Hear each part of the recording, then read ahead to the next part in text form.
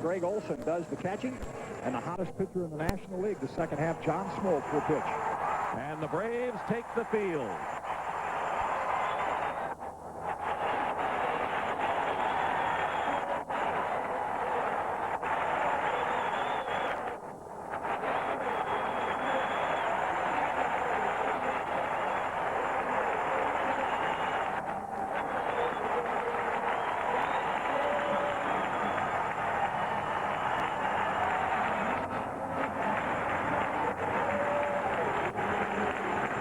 The Braves have not been over 1 million in home attendance in 4 years, and they have surpassed the 2 million mark.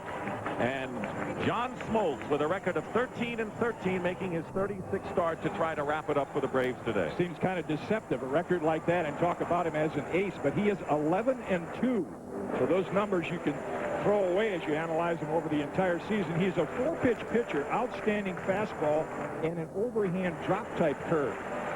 A slider and a change, but primarily today he'll be a fastball and a curveball pitcher. And look at the difference from the first half to the last half. Why? The improvement in those numbers? A couple of things. Well documented, the visit he made to the sports psychologist. Maybe more important, the little mechanical change, a little slower turn away from the hitter has enabled him to use his legs better the second half, and those numbers kind of reflect that. Smoltz has won 5 straight decisions, including a shutout last week. As we look at the umpires, Charlie Williams will be behind the plate. Randy Marsh is at first base. The crew chief, Harry Wendelstedt, at second, and Frank Pulley umpiring over at third. The Atlanta Braves have won 7 straight games, and that matches their longest winning streak of this year. 6 of them are on the just completed road trip, winning 3 in the tough Astrodome, always tough place to win, and then the 3 games in Cincinnati, including that dramatic 7-6 come-from-behind win after they were trailing 6-0 in the first inning. That's what's been a lot of fun watching this National League West race. It has not been teams that are stumbling. It's been a battle of teams to see who can win the most consecutive games, and phenomenal. The Braves have done that on the road and now doing it at home.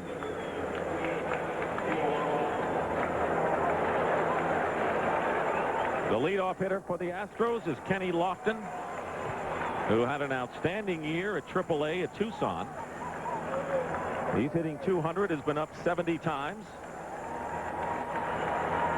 Former basketball star at the University of Arizona, and the first pitch of the ball game from John Smoltz is in there for strike 1.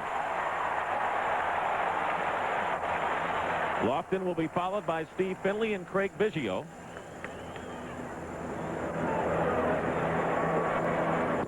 Fastball is up high, and the count is 1-1. You'll see the Braves align in this manner, the first 2 hitters in the game. Pendleton shallow at third, and Lonnie Smith swung around in left. Smoltz live fastball. Lofton and Finley not power hitters. Good fastball, tailing away from Lofton, and the count is 1 ball and 2 strikes. And this is what John Smoltz would like to establish early. A good fastball in the strike zone. Get that first inning or 2 out of the way. Then bring the breaking pitches along. Breaking ball is inside, and the count is 2 balls and 2 strikes. Braves winning last night by a score of 5-2 as Steve Avery won his 18th game of the season, and Alejandro Pena picked up his 15th save, including his performance with the Mets and the Braves. A key man for Atlanta. Here's the 2-2 pitch. Fastball, and it's fouled away. Yeah, I think during this stretch drive in September, that's been the best acquisition of any of the teams in the race, because there's no better feeling for a player or a team to say, here's the ball, you can lock it up in the 9th, and Pena's been that kind of guy. A line drive right at the shortstop, Belliard, and there's 1 away. Rafael Belliard, who has given the Braves not only outstanding defense at shortstop, but a timely bat as well, handles that line drive, and there's 1 away. Probably see Finley and Lofton hit the ball in this manner today because Smoltz has an outstanding fastball. Belliard shifted that way to make the play. With 1 out, Steve Finley, the batter. Finley, one of the players coming over in the trade for Glenn Davis, who went to Baltimore and was injured most of the season. But Finley hitting .285, leading the Astros with 169 base hits. Swings at the first pitch, a fastball, and pops it up to the center of the diamond. And the center fielder, Ron Gant, moves in to make the catch for out number 2. Quickly 2 away in the Astros' first inning. This time of the day, this could be a factor as you see Ronnie Gant look up into the sun. It's what the players call a high sky. He calls the ball, but a little more difficulty than he would have with that ball earlier in the day or tonight. You can see the shadows right there at Fulton County Stadium. 2 down to Craig Biggio, the Astros catcher, who's hitting .297. He was at the 300 mark and will have to go some to finish at 300. First pitch is in there for a strike. Third base coach is former scrap iron infielder Phil Garner, who played for the Pirates and the A's, and Ed Ott, former Pittsburgh Pirate, is over at first base. 2 down, nobody on. Biggio looking for the breaking ball, well behind that good heater by SMOLTZ, and the count is 0-2.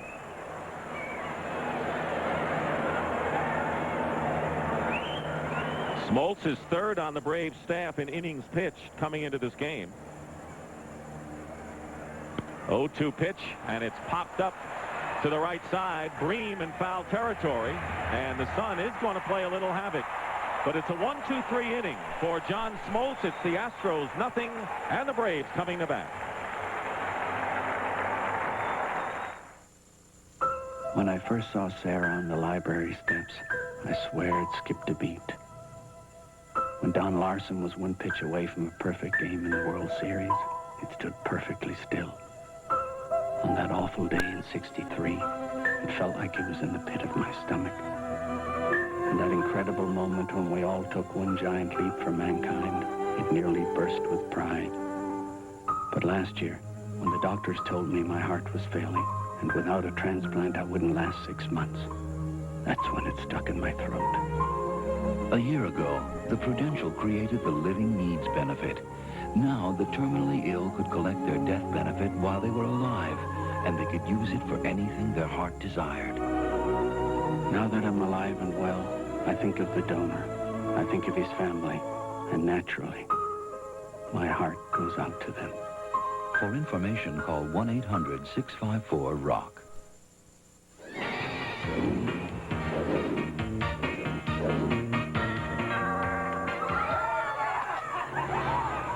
What do you want from us? I want to drink your blood. This Fright Night, replenish your Bud supply with plenty of Budweiser, Bud Light, and Bud Dry. And look for your Fright Night bottle wrap wherever your favorite Bud is served.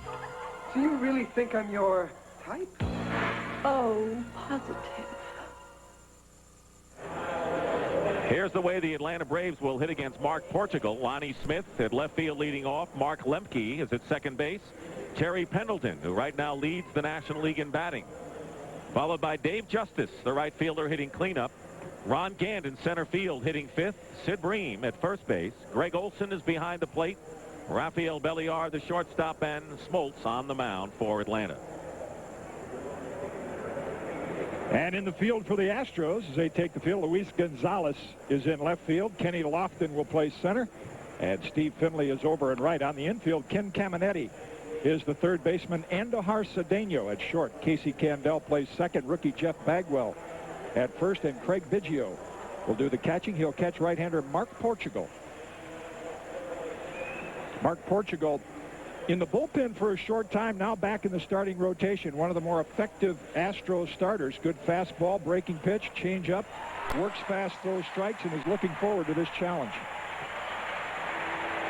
And he's going to have a challenge with Lonnie Smith, Lemke, and Pendleton leading off for the Braves in the first inning. Portugal has a 4-2 lifetime record against the Braves, although he's 1-2 this season. Facing Lonnie Smith in the first pitch is ball one. Smith is hitting .272 with 7 homers and 43 runs batted in. He moved into the left field spot after Otis Nixon was suspended because of his violation of the drug policy of Major League Baseball, and went out after stealing 72 bases for the Braves. And Lonnie's filled in very well. He is not as good an outfielder as Nixon. He doesn't run as well anymore, but he is a little more of a threat at the plate, and it has not hurt them, the loss of Nixon on the field. 2 balls and 1 strike to Lonnie Smith. Braves have won 9 straight against the Astros this year, a big edge in their season series. They've won 12 of the 16 games. And Portugal falls behind Lonnie Smith 3-1. Art Howe, the manager of the Astros, and Lonnie Smith lines a single to center field. Jim, the Braves are playing with an inordinate amount of confidence, despite the fact that they're sprinkled with so many young players who have never been through this before. And this is probably a guy that can lead them, because he's been with 3 world champions in the 80s. So even though he is not the player he was 4 or 5 years ago, he has been through this type of pressure.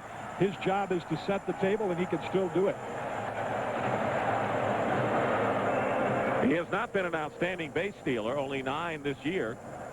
Mark Lemke leading off, or batting with Smith on, hitting .234, a switch hitter, batting .217 in a left-handed batter, takes ball 1. The Dodgers and the Giants just underway at Candlestick Park. Lemke has been a big plus for the Atlanta Braves, filling in at second base and doing a lot more than just a fill-in player. He has become their best fielding second baseman. Very good on turning the double play. In fact, if you look at the Braves infield at every position and compare them to last year, they are better in the field. Lemke's an example of that. Terry Pendleton is on deck. Lemke can handle the bat. See if the Braves try to play hit and run with Pendleton coming up next. There's a fastball in for a strike, 1-1. Mentioned Portugal looking forward to the challenge. If you're a Dodger fan, Portugal's the guy you want on the mound. He was about to be a closer for the Minnesota Twins. So he likes this type of situation. Years ago, he was challenging for that position. The 1-1 pitch and a let-up hit, line to right field, and a base hit. Lonnie Smith will go to second base as Finley gets the ball back to the infield. And it doesn't take long for the Braves to mount a threat. Well, the object, all the Braves will tell you, is let's get control of this game early. They did last night behind Steve Avery. That is so important when you have a pitcher like John Smoltz on the mound, and they're doing it again. There's the big cheers for Terry Pendleton. He's leading the National League with a .318 batting average. 1 point ahead of Tony Gwynn. We don't know if Gwynn's going to play anymore this last weekend. Hal Morris is in third place. And a line drive past the shortstop Cedeno into left field. Lonnie Smith coming around will score as the throw comes in, and it's 1-0 Atlanta.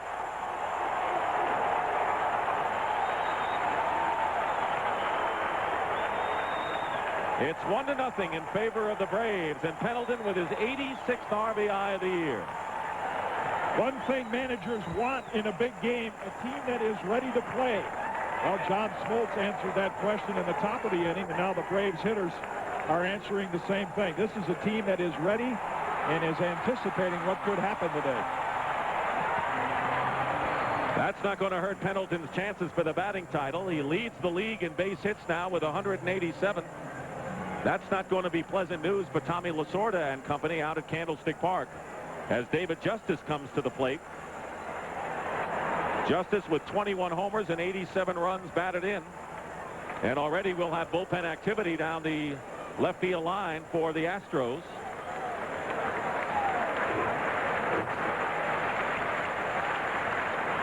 Runners at first and second. Nobody out.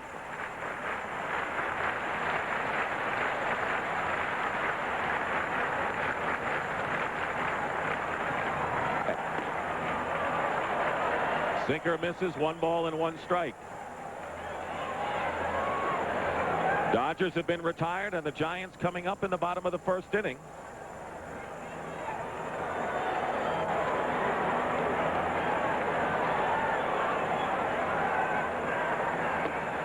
In for the call strike, 1-2.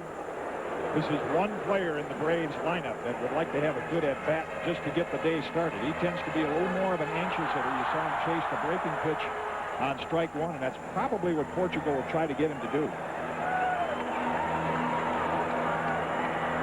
Here's the 1-2 pitch, just misses inside, and the count is 2 balls and 2 strikes. Dwayne Henry, right-hander, is up and throwing here early for the Astros as Portugal has run into trouble, giving up 3 straight singles to Lonnie Smith, Mark Lemke, and Terry Pendleton. 1-0 in favor of the Braves. Ron Gant is waiting to hit.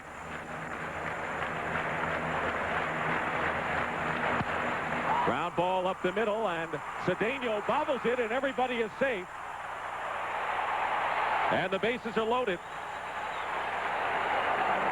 Cedeno committed 3 errors last night for the Braves, and he's committed number 4 in this series right here. He has had a horrible game in the start of this game in the field, and it's all worked to the Braves' benefit. There's a ball that could have been an inning-ending double play, or get 2 outs in the top of the first inning, and takes an irregular hop. As a result, they get no outs, and the Braves have him loaded. He has had a tough series here in Atlanta at shortstop on plays that are really not that difficult for a major leaguer. Portugal not getting help from his defense, and Ron Gant, the batter, with the bases loaded, nobody out.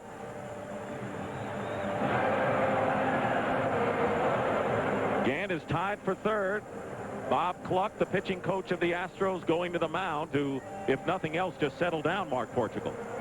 Settle down Mark Portugal and this entire team, and give the bullpen a little more time to get up. You know, this is such a psychological plus for the Braves. They want to come out, be ready to play, score early, not only to win their game, but what it does for the Dodgers. If there's ever a day for scoreboard watching between Atlanta and Los Angeles, today is a day that is justified.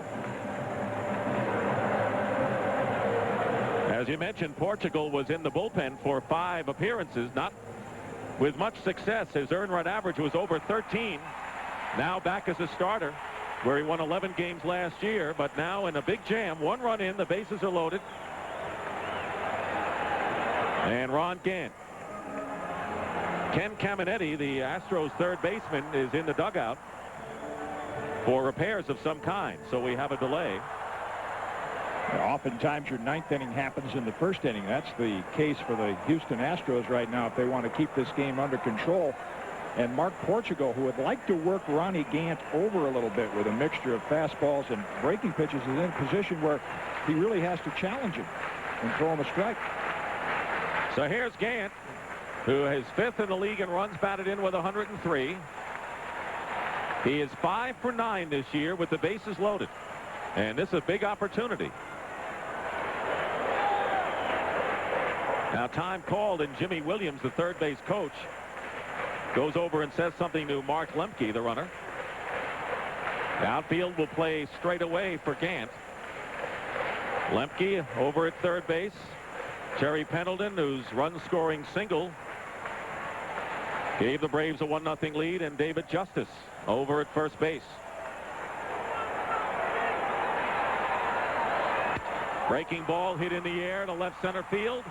And coming over is Gonzalez, the left fielder. Lemke tags up. He'll score. And the Braves lead it 2-0. For Gant, his 104th run batted in. Pendleton remains at second and Justice at first. A broken bat on the breaking pitch, but you see Gant fairly close to the plate, is able to reach for it, still get enough to drive it to the outfield. And that is the strength of Ronnie Gant. Even though that breaking pitch can be down and away, he can get the barrel on it. Braves leading at 2-0. That was just the first out here in the first inning, and that will bring up Sid Bream. Bream is hitting .253. When you look at the moves that John Scherholz, who is destined to be the executive of the year in the National League, made. Free agent acquisitions. Pendleton at third was big. And so was Bream, who has really solidified that infield. Good defense. Even when he was injured, rookie Brian Hunter, they've good combination there. 2 balls and no strikes. Portugal apparently struggling after being in the bullpen for 5 games, now coming back to start. It's got to be a big adjustment. And pumped for this start, and the effect of this crowd is taking its toll in the first inning. 2-0 pitch and a slow hit roller. Everybody is going to be safe, and the bases are loaded. Sid Bream just beat the throw by Caminetti, and the bases are loaded with 1 out. Well, you have a lot of talent. You play consistently well over 60 games up to this point. You also need a little break every now and then. And Sid Bream does not anticipate getting a leg hit with the bad knee. But Caminetti has to respect his power, plays him a little deep at third base. And because of that, no way he can retire Bream on that little infield roller. Bream safe on the swinging bunt. Bases are loaded and 1 out. 2 runs are already in. The infield is halfway on the left side, a little farther back at second base for Greg Olson. Olson's been an Iron Man, has caught virtually every inning this final month for the Braves. First pitch is in for a strike, and while it's affected his hitting, lately he's delivered some timely hits for Atlanta. That's the thing about this Braves ball club, that there is a different hero, and that's kind of cliche-ish in sports, but this team is an example of that. He's been one of them. 1 ball and 1 strike to Olson. About a week ago, it was rookie Brian Hunter in an extra inning game.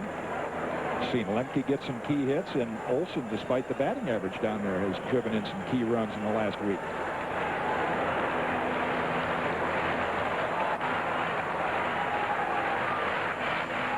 Goes after a bad pitch and fouls it. 1 ball and 2 strike. Olson was taken out of the game the other night, Tuesday, when the Braves made their great comeback and won 7-6. Damon Berryhill is one of the new acquisitions acquired with Mike Bilecki from the Chicago Cubs. Came in and gave him a rest, and he said that Olson told me, he says, after making the last out in the 7th inning on a line shot to Sabo, it felt very uncomfortable being on the bench in the 8th inning.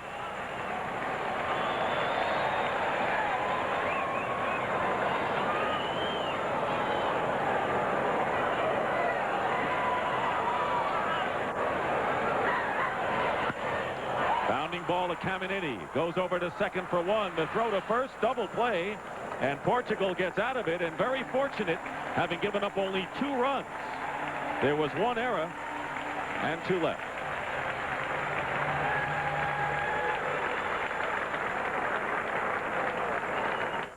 Here I am, a pillar of the community. And I love Kellogg's Frosted Flakes. Brave adults challenge the notion that Frosted Flakes is just a kid's cereal. In business meetings, I look around and wonder, am I the only one? Those sweet, crunchy flakes and a splash of cold milk. What could an adult like better for breakfast? I'm crazy about the taste. Hey, I got nothing to hide. It's easy to see. Frosted Flakes have the taste adults have grown to love. They're great. Sharp. New business needs demand new thinking. Sharp thinking about business. The Master Series Copier Duplicator, Sharp's most advanced high-speed copying system. So productive it can copy, collate, and finish the most complex documents with ease. Sharp thinking. It's built into all Sharp copiers, and it's made Sharp #1 in customer satisfaction. Sharp thinking about business. The Master Series Copier Duplicator, the leader of the Sharp copier line.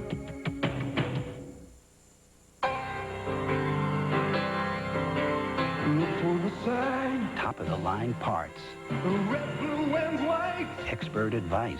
It's a good sign that keeps your car running right. Someone to depend on when you need to depend on your car.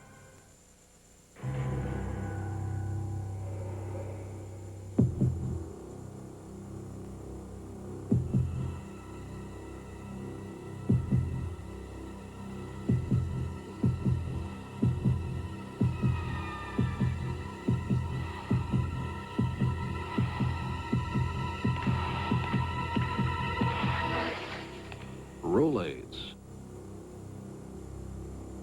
Now that spells relief. You're watching CBS Sports coverage of Major League Baseball. Two to nothing, the Braves lead, and you'll be kept apprised of the Giants and Dodgers. No score after 1 at Candlestick, and Jeff Bagwell has to quickly get away to that pitch, hit right at his head. Stands close, comes out of that crouch and dives into the ball. Smoltz trying to run the fastball in on him and see Olson's target. And that one came out a little early. Kind of goes back to trying to hold that ball relaxed in your hand and not squeeze it too tightly. Bagwell is hitting .293. He takes ball 2-2-0. His 82 runs batted in are a club rookie record for the Astros. Heavy favorite to be the National League's Rookie of the Year. Goes after a fastball up in the strike zone, pops it up to the right side of the infield. Sid Breen makes the catch, and there's one away in the second inning. Any question about the life on John Smoltz's fastball? The first 4 hitters, all balls in the air. That gives you an idea. It's got a little hop on it. Guys are getting just under it. Here's Luis Gonzalez. Gonzalez 0 for 7 against John Smoltz. There are several players in the Astro lineup who have never gotten a hit off of Smoltz. Gonzalez is one of them as he takes ball 1. Here's one of the youngsters that you'll see in the Astros lineup in the future. Good power to all fields.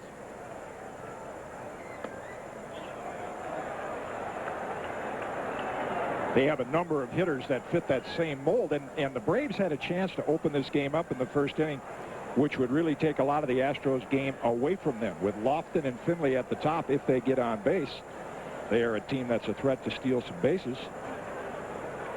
There's a line drive up the middle, base hit. Gonzalez is aboard, and that's the first base hit for the Astros. So Luis Gonzalez has now hit safely in 11 of his last 12 games. Seems like Houston has always had those type of hitters. You go back to Jose Cruz and Terry Poole when they were there. Guys not with exceptional power, fair amount of home runs, but the ability to make contact and hit the ball to all fields. They're putting that same type of lineup together again. With 1 out, the Astros have a base runner, Ken Caminetti, a switch hitter, hitting .254, but only .216 as a left-handed batter. Ball 1 inside to him. The Astros have lost 96 games this year. They have never lost more than 97 in their 29-year history. Even when they came into the league back in 1962, they didn't lose 97 games. So this is a year they'd like to forget, but they've got something to build on. Show you how things turn around. That's the number the Braves lost last year. 2 balls and no strikes. Yeah, even though the Braves got 2 runs on the scoreboard in the first inning, that was a rather big inning. They could have really blown this game open in the first inning. So not quite as comfortable for Smoltz as it could have been. Caminetti has had some success against John Smoltz, 3 for 7 with a run batted in. John is 3 for 3 and 4 lifetime against the Astros. Fastball fouled back. 2 balls and 1 strike.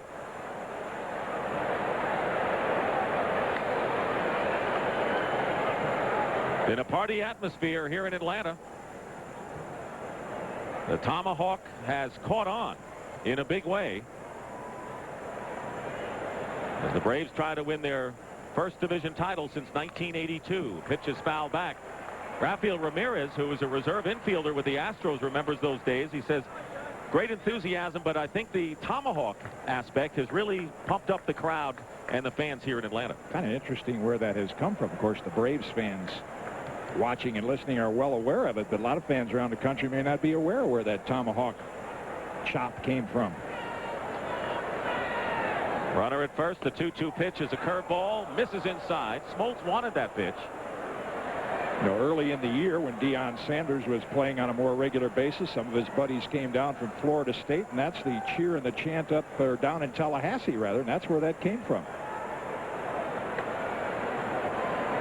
3 balls and 2 strikes with 1 out. Gonzalez, the runner at first base. He has 10 stolen bases, and he is off. And the pitch is grounded to Lemke. He has no play at second. He'll go to first to get Caminetti. And there are 2 out as Gonzalez moves into scoring position. And right now, for an update, let's check in with Pat O'Brien in New York. Pat? All right, Dick, thank you. Top of the first, up at the stick, Dodgers-Giants with 1 out. Mike Sharperson hits a shot to third. Matt Williams with a nice move at third. Gets the second out. Scoreless in the second inning. We'll be here all day with updates. Back to you, Dick. All right, Pat, thank you very much. If the Dodgers were to lose today and the Braves win, it's all over. In the West, here's Andujar Cedeno. Swing and a miss. He took a big cut for a .239 hitter, but He's been up 3 times and has 2 hits against SMOLTZ this season. Wants to make up for the tough time he's had out in the field. He sees a chance to get this game tied with 1 swing. Cedeno has committed 4 errors so far in the first 2 games of this series. Fouls it back, so SMOLTZ jumps ahead of Cedeno, 0-2. We had a chance to check in on the Dodger-Giant game, but while that was happening, a very good decision out there by Mark Lemke on that first out of the inning. Under these kind of conditions, would have been very tempting to try to throw that ball to second base. He held up, took the sure out. That's the kind of smart baseball that the Braves have been playing in the second half of this year. Breaking ball, and it's chopped in front of the plate. Olson has a tough play, guns it to first, safe. A very difficult play for Greg Olson, and Cedeno with good speed beats it out for an infield hit, and Gonzalez moves over to third with 2 out. A few clumps in the infield. The field has improved from last year. Good breaking pitch, but watch the ball hop. Take a little bit of a side hop from Olson. He springs out from behind the plate as well as any catcher. But because that ball, there's been some football played in Atlanta County Stadium. That's the reason you see the ball bounce like that. And it threw him off just enough with Cedeno's speed to keep him from getting him out. 2 down and runners at first and third. Casey Candell, the batter, and it's a slow ground ball to Belliard. Makes a fine play for the force to retire the side. Belliard had to handle a high hop at the last minute. 2 hits and 2 left. It's still 2-0 Braves. 2-0 as we move to the bottom of the second inning. No score into the second inning at Candlestick Park in the 2 critical games in the final weekend of this season. Rafael Belliard, the batter for the Braves, swings and misses for strike 1. Against the Atlanta Braves, Belliard is hitting .323 this season with 10 hits and 31 times up. He's done well against Houston pitching, leading off here, followed by SMOLTZ in the top of the order against Mark Portugal, and a line drive base hit to right field. Going the opposite way, Belliard is aboard, and that's hit number 5 for the Braves. So SMOLTZ will be coming up to sacrifice here. Not a lot of power, but look where the hands are cocked, right there close to the body. He has one thing in mind, to slap the ball on that low and away pitch. See, a power hitter would take a much better swing at that, but Belliard just with a little short, almost a karate chop type swing, very appropriate in this ballpark, and gets a single to right field. But you have to use a bat, not a tomahawk. Here's SMOLTZ, who is batting .111, 7 for 63 on the season.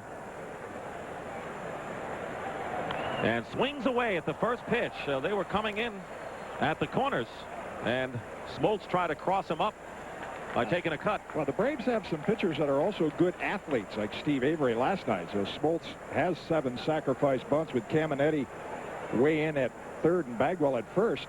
Casey Stengel used to call that the butcher boy. Turn about halfway around and try to slap it at him. He's not convinced Caminetti was playing well in on the grass at third base. Bagwell is holding Belliard on at first. Here they come, and there's the bunt. It's in the air, and it is caught.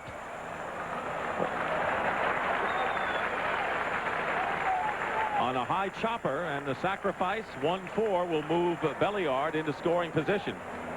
He got it down on the dirt. Yeah, and the high chopper was the key because of the hard dirt here in the infield. You see what a high bounce that took, and that's why Portugal had no chance to go to second base and get Belliard.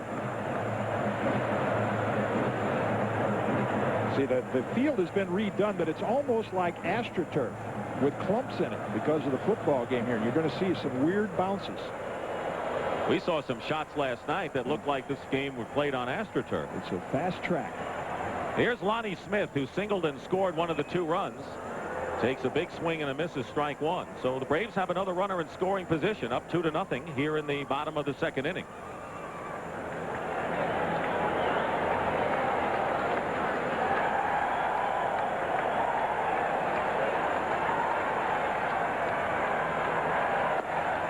Breaking ball misses outside. Candell, before the pitch, is trying to keep Belliard as close as he can to second base before moving over more into the hole between first and second. There's Casey. Up high.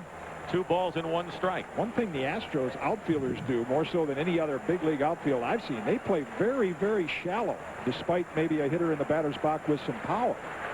It'll give them a chance to throw the runner out at home. Gets a fastball and lifts it in the air to left field. Gonzalez started to come in, and now it's over his head and over the fence for a ground rule double. But scoring will be Belliard for the 3rd Braves run here of the game. Gonzalez first came in and then went back, and it was over his head for a run-scoring double by Lonnie Smith.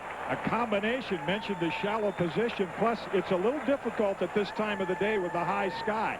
I think that's why Gonzalez took 1 step in, and by the time he did that, neither Lofton, who has great speed, nor Gonzalez could catch up with that one. For Lonnie Smith, his 19th double of the year, and a lot of people questioned whether Smith replacing Otis Nixon would really affect the Braves in a negative way, and it's been the other way around. He has been a steadying, experienced influence. Yeah, they have a lot of compassion, the Braves do, for what's happened to Otis Nixon, what he's gone through. But on the playing field, Lonnie Smith has filled in very, very nicely. Here's Mark Lemke. Takes strike 1. He singled to right and scored a run in the 1st inning. So as they did last night when the Braves jumped in front early on the Astros, they're leading 3-0 here in the bottom of the 2nd inning.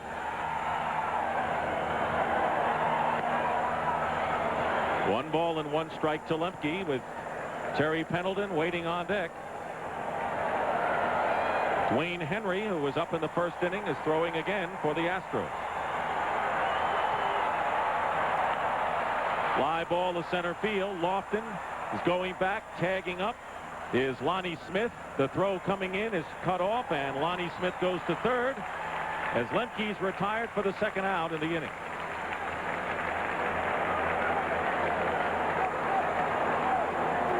Two down to Terry Pendleton, who'll get a big hand driving in the first Atlanta run in the 1st inning. See how that ball carried to center field? And any ball airborne today, this is known as the launching pad anyway. And you get one airborne, it will go. Wind blowing straight out.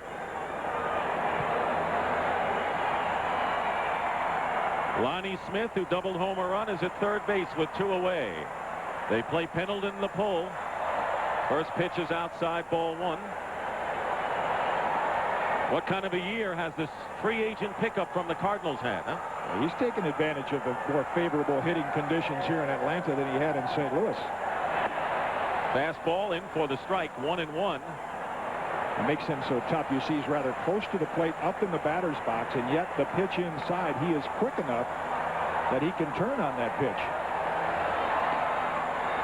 2 balls and a strike to Pendleton, who obviously is putting his batting title hopes second behind the Braves team situation. And of course, normally that results in the fact that he'll end up hitting much better. Exactly. 3 balls and a strike. On deck is David Justice. Portugal's decision here with this 3-1 pitch be that Justice is a little more of a free swinger than Pendleton. And it's ball 4, and also the right-handed batter. So runners now at 1st and 3rd as Pendleton is on base for the 2nd time. And a chance for David Justice.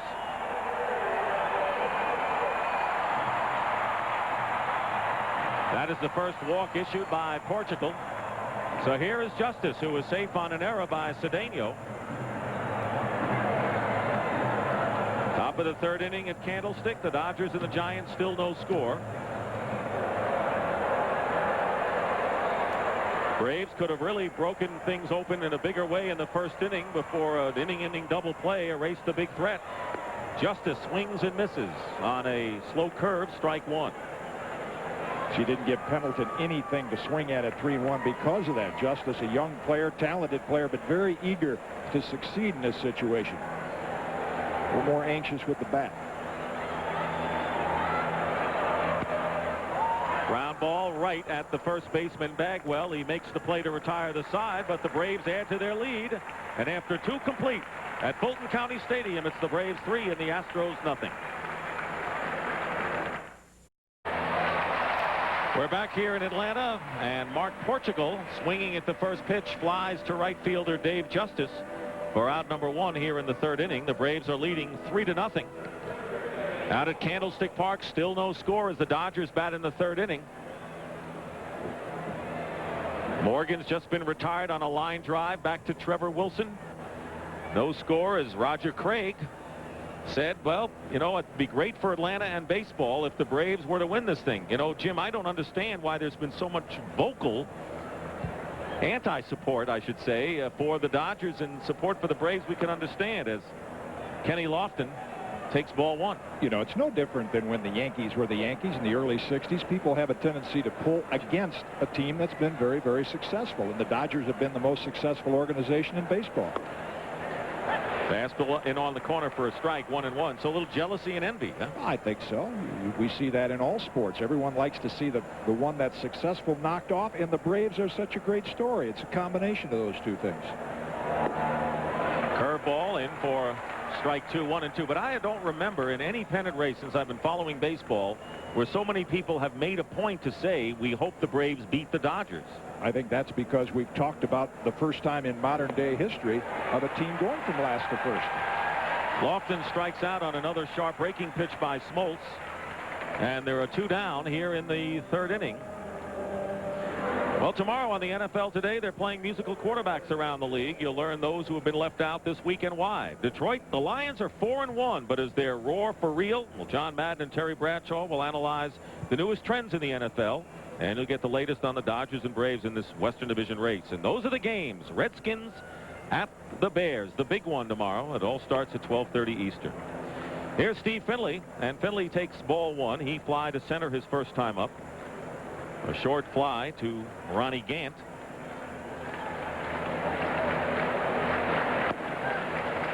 Two balls and no strikes. The sun not quite as strong as it was when the game started, and it looked like many of the fielders had problems with it. Yeah, this is a perfect sky for the players in the field right now. Just a little bit overcast.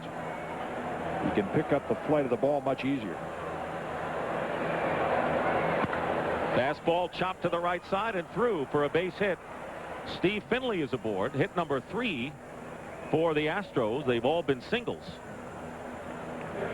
Hitting in the second spot today, but really Steve Finley can become for Houston what Brett Butler has become for the Dodgers. A left-handed leadoff hitter that makes contact, has a little bit of power, and can steal bases. Speaking about stealing bases, Craig Biggio, the Astros catcher, has 19 stolen bases. Throw to first base, and Finley gets back. And Biggio has been a catcher, of course, and now they seem to be more serious about trying to move him to second base next season. I like his approach. He said, I've proven what I can do back there. My throwing out runners percentage is better. He likes to play behind the plate. Breaking ball is bounced to Belliard on the run. Guns it over to first for the inning-ending out. And we'll return to Atlanta's Fulton County Stadium after this word from your local station.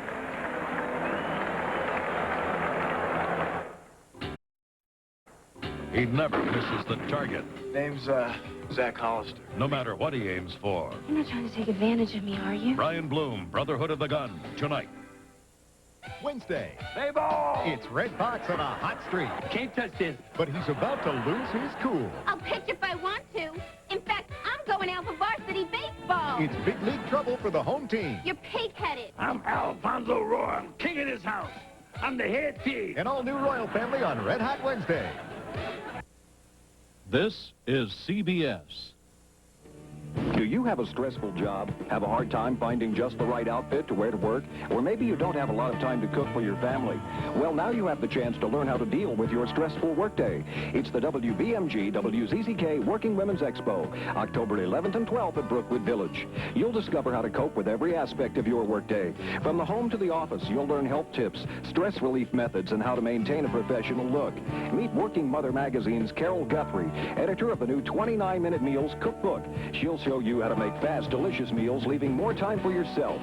You'll learn how to dress professionally as McRae's Leslie Face specialist show you the best way to coordinate your wardrobe. Plus, you'll learn techniques to keep your appearance looking fresh as Rich's Lancome Cosmetics specialist demonstrate beautiful makeovers. But that's not all. There's much more. This is the event the working women of Alabama have been waiting for. The WBMG WZZK Working Women's Expo at Brookwood Village.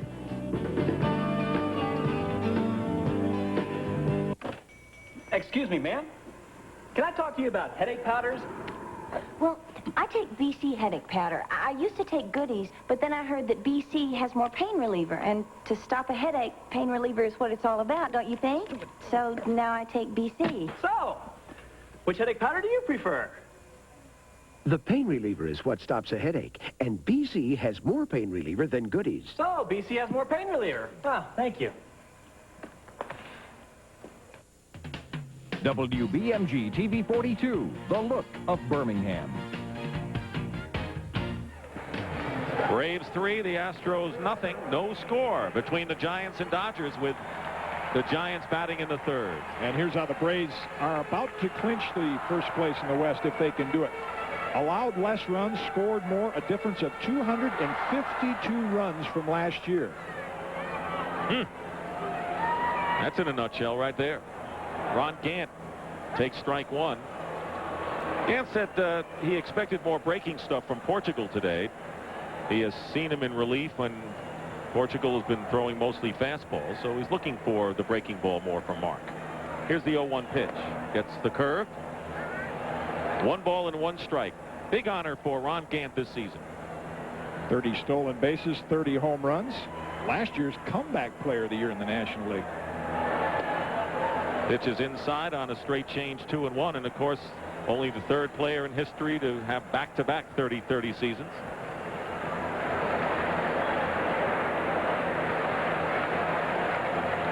Mark Portugal making his 27th start of the season, and a fastball line to left field.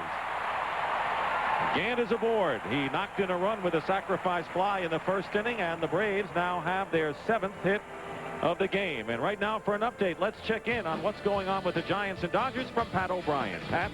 All right, Dick, third inning, Darryl Strawberry up with Sharperson at first. Hits it deep. Not deep enough. The Dodgers have left 3 on so far in the game.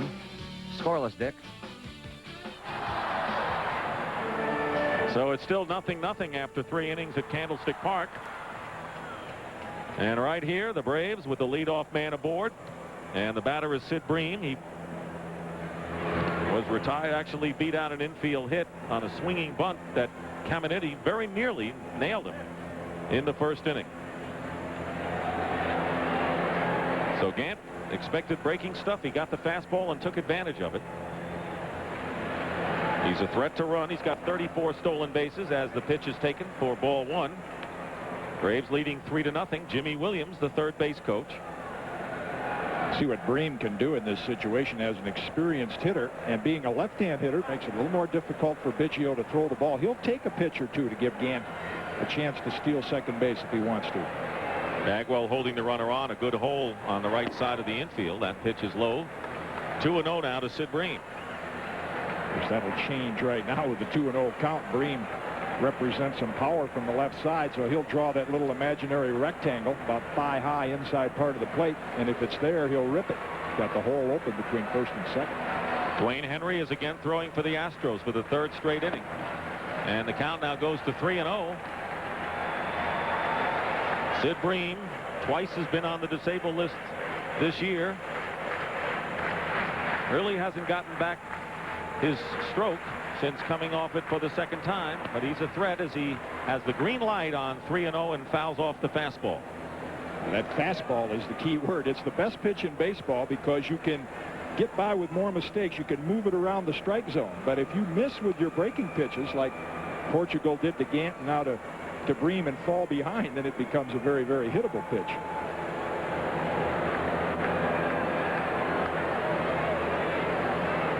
Three balls and 1 strike. Portugal gives a long look over to second. Let's see if the Braves have a play on. And he bluffs Gant back to the bag. Braves are looking for their 8th straight victory of the year. It would mark their longest winning streak of this season.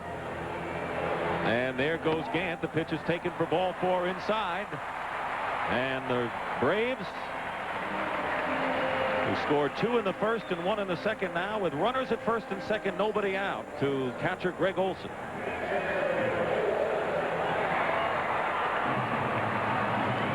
See Atlanta the best team in the second half, and they've shown you today why, with simple execution, sacrifice bunt by SMOLTZ, timely hitting, and the pitching they've received from John SMOLTZ. Now they're in a situation again to take advantage of that at the bottom of the lineup.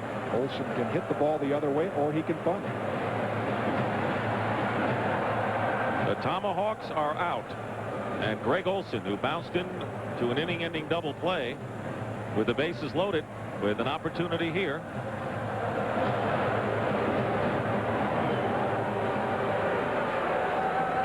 Henry has been warming up now and would be ready if the Astros need him. Runners at first and second. Low and away, ball 1. Astros not really sure about whether to put on what they call the rotation play, where Caminetti would charge toward home. Cedeno started to break for third and then held up.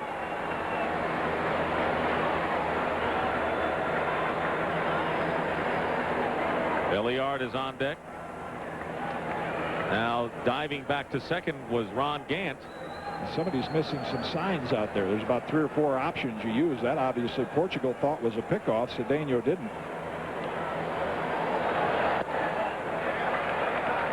2 balls and no strikes. Giants retired in the 3rd inning. No score. Morgan and Wilson are the pitchers out at Candlestick Park. Giants trying to act as spoilers today and knock the Dodgers out of the race. A win by the Braves, though, would clinch at least a tie for the National League West title. Season officially ends tomorrow afternoon. If there's a 1-game playoff, it would be Monday night. A line drive, 1 hopper, and Cedeno can't handle it again, and Gant will come in and score. And the Astros have a big hole at shortstop. Cedeno now with 5 errors in 11 innings of this series. Well, you feel for Cedeno. There's a saying among players who are not particularly good in the field, no matter where they play you, the ball will find you. And that's what's happening to Cedeno. As soon as he makes that first error last night, he can't get away from it. And this time he got a very, very difficult hop. That's an example of this field that is almost like AstroTurf. Watch him back up. Trying to play the true hop instead of hopping up and shot right through. So they have not all been easy chances. Last night he tried to be a little fancy, but Cedeno commits the error. That'll be all for Mark Portugal as Henry comes in and will return to Fulton County Stadium after this. Making his 52nd appearance of the season, a career high for him. He has 2 saves in 66 innings. His earned run average is 3.24 with a 3-2 record coming in for Mark Portugal here in the 3rd inning. Was pitching for the Braves last year as a relief pitcher and started his career with the Texas Rangers. So it is a 4-0 game in favor of the Braves. No RBI for Greg Olson. He's on at first base. And Rafael Belliard, who singled his first time up to the opposite field, takes ball 1. And again, that shallow position. No indication to bunt with the pitcher coming up next, so Finley will take a very shallow position. Bream does not have good speed, and that'll give him a shot at throwing him out on a base hit. Astros have more activity in their bullpen. Fastball in for a strike, 1-1. Brian Harvey, probably the best all-around reliever in baseball right now from the California Angels. And Lee Smith with a record-setting save mark in the National League, 47. And getting a lot of support for a possible Cy Young Award in the National League. You look it up, he's had an incredibly consistent record in that department. Belliard fouls off the fastball, and the count 1-2 to the Braves shortstop. Sid Bream is on at second base and Greg Olson at first. The Braves have scored in every inning of the first 3. 2 errors by shortstop Andujar Cedeno have not helped the Astro cause as Mark Portugal, driven from the mound here after not retiring anybody here in the third inning. Still 1-2 to Belliard. This one, it's fun to watch hitters operate. Even with a ball and 2 strikes, you'll see Belliard, no matter where Henry throws the pitch, he's going to try to do something to fist the ball or hit the ball to the right side and move up those runners. That's how the Braves have compiled that best record in the second half.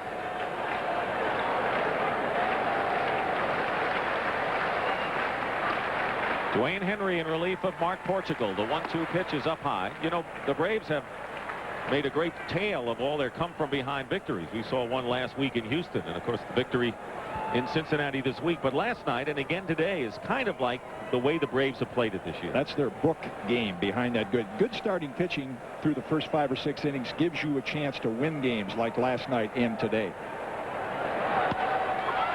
Ball hit out to right field. Charging is Finley. On the run, he makes it. And that will be the first out here in the third inning. Runners remain. Bream at second and Olsen at first, and 1 away. Tuesday night, the League Championship Series begins at 8:30 Eastern Time. The Toronto Blue Jays, who hung in there. Everyone talked about how they might falter as they've had in recent years, but they answered the call in a big way against the Minnesota Twins, who went from last to first in the American League. And here's the schedule of games, if necessary. Game 5 at Toronto. First 2 will be played at the Metrodome in Minneapolis. Smoltz trying to bunt his way on. Caught the throw to first in time for the double play, as Olsen didn't get back to first in time. So another double play, second by the Astros, but the Braves add another run to their 4-0 lead. So, new jobs, new apartment, new neighbor. Wait a second. What? Okay, let's say you're boiling some sugar. Things start to get a little sweet. Then she notices, she's got flakes? Not her, you. Hey, my shampoo gets rid of flakes. Come on, you need one that works to neutralize dandruff before it starts. Neutralize it? Whatever. Head and shoulders. But you don't have dandruff. Exactly. Head and Shoulders, because you never get a second chance to make a first impression. When you're all stuffed up and use an ordinary nasal spray, it drips into your tissue where it can't help you breathe. But not Sinex Ultrafine Mist. Its medicine stays where you need it, so you can breathe the way you want to. We don't drip down, we clear up. Motorcraft Energy Conserving Oil can help reduce fuel consumption. It can also reduce traffic. Motorcraft quality parts. Peace of mind from Ford. Any knucklehead can score. Who said that? You did. Oh, yeah. As I was saying, Any knucklehead can score. but rebounding takes brains. And wit. And good luck. And charm. And a nice haircut. And a warm heart. And big shoes. And a kind disposition. And a beautiful smile. And a certain savoir faire. Don't you agree? Most certainly. And a catchy slogan. And a nice logo.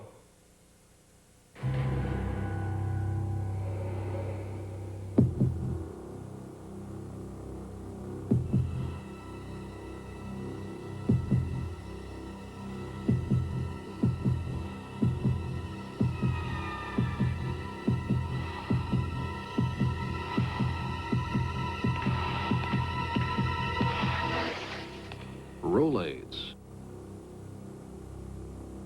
Now that spells relief. You're watching CBS Sports coverage of Major League Baseball. This game summary is sponsored by Budweiser. Terry Pendleton got it started in the first inning. It's 4-0 to score. And Yohar Cedeno, 5 errors so far in the first 2 games of this series. And John Smoltz looking to win his 14th game of the season. No score, still zeros at Candlestick Park, playing the bottom of the 4th inning. Right here, it's 4-0 in favor of the Braves, and Jeff Bagwell, the cleanup hitter for Houston, takes ball 1 from John Smoltz. He popped up to Sid Bream his first time up. Bagwell still looking for his first hit against Smoltz, 0 for 8. See an unusual approach by Bagwell. A lot of hand movement, the bat kind of jiggling up and down, hits out of a crouch in a very aggressive swinger, but he'll look bad on that breaking pitch and then turn around and hit it. Gets a fastball and hits it in the air to short left field. Going on his Belliard, it's going to drop for a base hit. Might have ticked his glove. and Bagwell is aboard. That'll be the 4th hit of the game for the Astros. They've all been singles. But the first time they've had the leadoff man aboard in the game. I don't even know if Otis Nixon with his speed would have made a difference here. You have Smith and Gant playing rather deep out of respect for Bagwell's power, and that's a broken bat blooper that Belliard just could not quite get a line on. He had the best chance at it. Smith and Gant had much more territory to cover. 4-0 as the Astros try to mount something against John Smoltz, who has allowed 4 hits.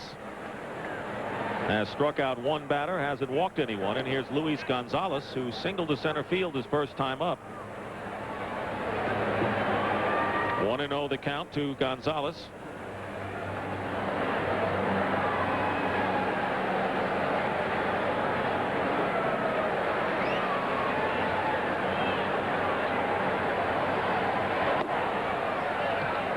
Two balls and no strikes. On deck is Ken Caminetti.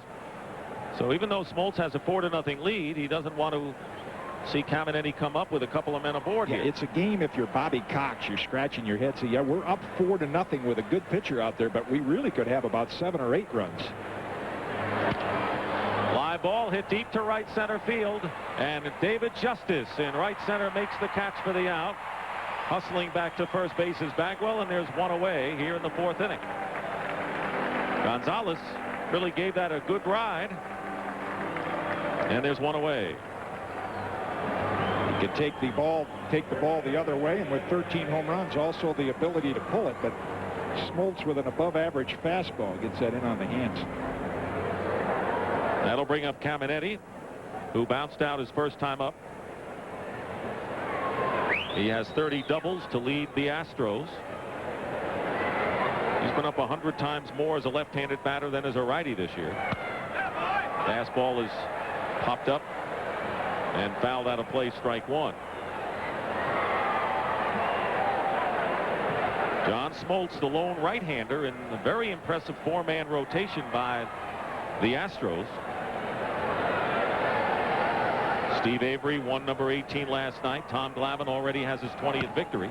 Breaking ball is grounded foul past Ed Ott down the right field line. Will Clark has just tripled in the 4th inning for the Giants with 1 out. He hit the big home run to put the Giants ahead to stay last night. So San Francisco continues to pound on Dodger pitching. Here's the 0-2 pitch. Swung on and missed, strike 3. Got a fastball up in his eyes. And that's the 2nd strikeout for John Smoltz. And that's what it's been like the second half of the season. That explosive fastball in a good spot where Caminetti cannot catch up with it. He's one of those pitchers as a hitter. You say lay off the high pitch. It's easy to say and tough to do because it has that little hop on it. 2 down, and here's Andujar Cedeno. If there's ever a player who had many possibilities to redeem himself, 5 errors so far in this field, Cedeno might be in that position. He's hit 8 home runs, so he's got some pop. Clark scores on a base hit, and it's 1-0 in favor of the Giants. Matt Williams with the RBI single, so it's 1-0. The Giants lead the Dodgers. Yeah, that's another factor in that Dodger hatred that you're developing. It's a combination of a successful team, a Cinderella-type team here in Atlanta, and a great rivalry with the Giants and the Dodgers. 1-1 to Cedeno. Fastball misses outside, 2-1. The sun out full now, and David Justice with the glasses. On and off with the cloudy skies moving over. 4-0, the Braves lead. We're in the Astros 4th inning. Andujar Cedeno takes a big swing and a miss. 2 balls and 2 strikes.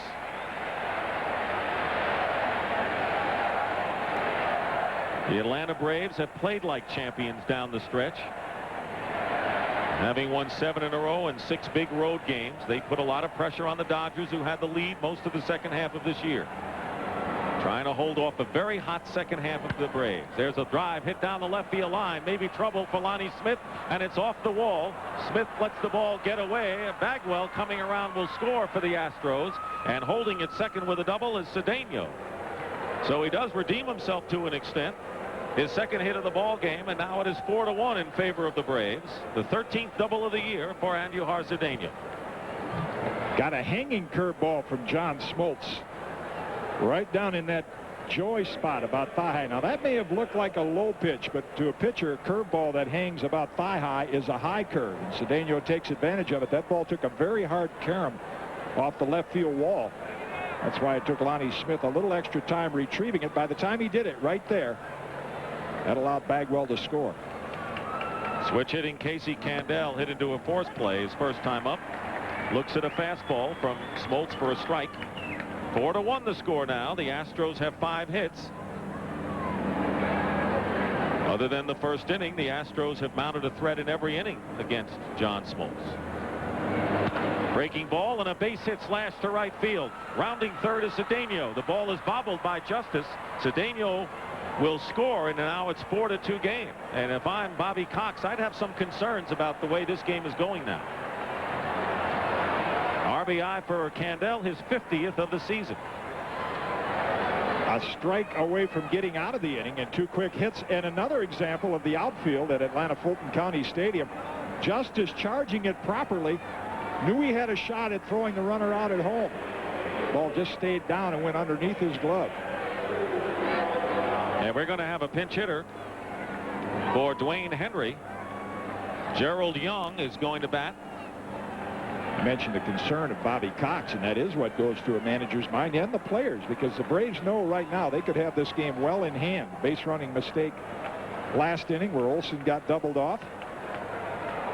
And then Olson hitting into an inning-ending double play with the bases loaded in the first inning. Could very easily have an 8-run lead going into this inning.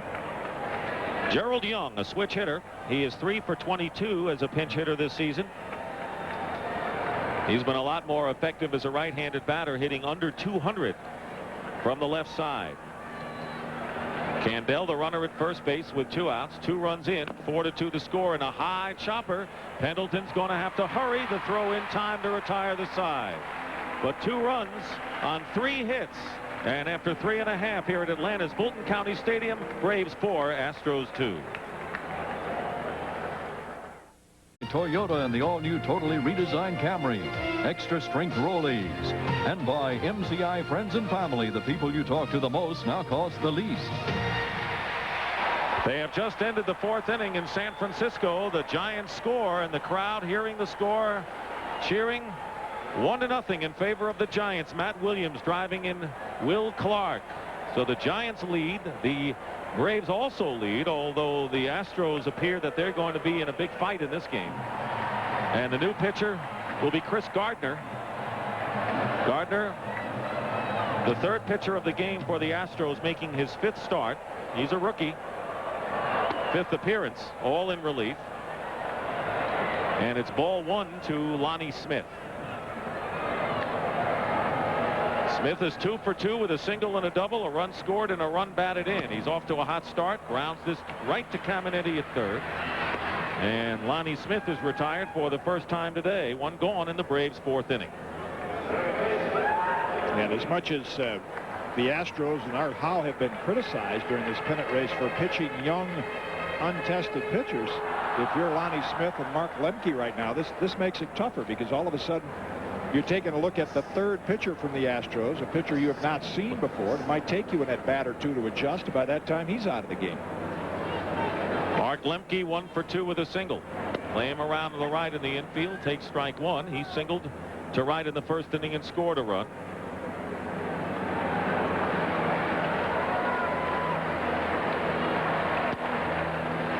Up high, 1 ball and 1 strike. Chris Gardner, native of Long Beach, California.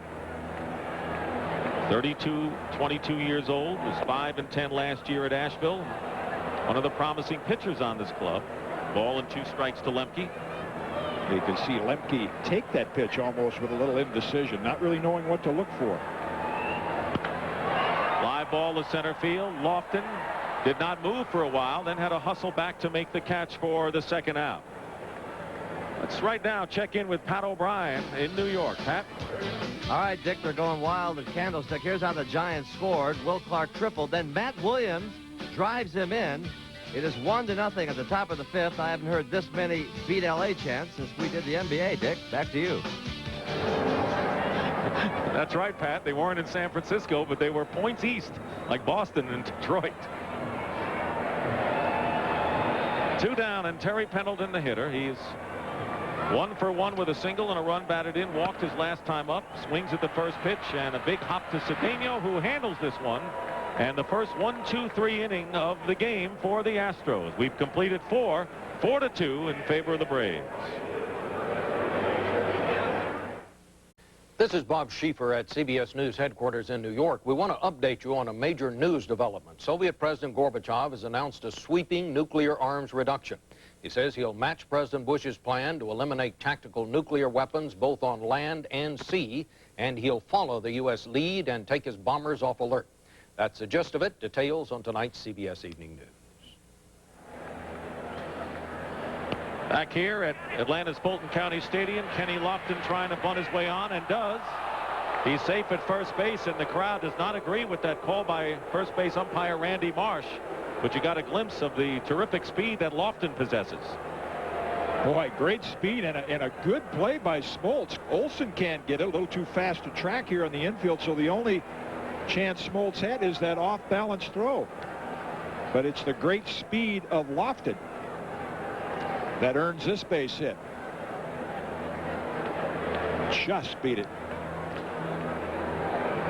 We get 2 or 3 looks at it. Randy Marsh doesn't, but even at that look, it appeared that Lofton had tied the throw. Steve Finley swings at the first pitch and lifts a fly ball to left field to Lonnie Smith. He makes the catch for the first out. How often have you seen a batter come up and swing at the first pitch just when it looks like a team is mounting a rally, as the Astros are doing here? In fact, Finley did it in a game last week against the Braves. And I know oftentimes people say, oh, why'd he swing at the first pitch? But if you're Steve Finley, John SMOLTZ is a fastball pitcher, you're saying that might be the best pitch I get to hit. And that's why oftentimes they do chase that first pitch. 1 out. Lofton is on at first base, and Craig Biggio, the batter, in a 4-2 game. He represents the tying run at the plate. SMOLTZ bluffs Lofton back. The Braves have bullpen activity. They too can sense the fact that John SMOLTZ has not been sharp. Kent Merker is the left-hander. He's on the left, and Mike Bilecki, who's already seen action since coming over from the Chicago Cubs in a deal. Lofton got back there. Something weird about, now they're going to switch. I was going to say something weird about that bullpen scene. They had the lefty on the right and the righty on the left. They're going to lock arms. Now they've switched back to the right way.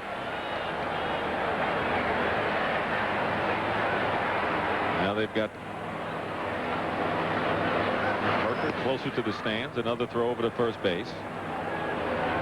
See, now that it's a 4-2 ball game, the Astros' speed becomes a factor. If the Braves had increased that lead early, it would discourage Houston from running.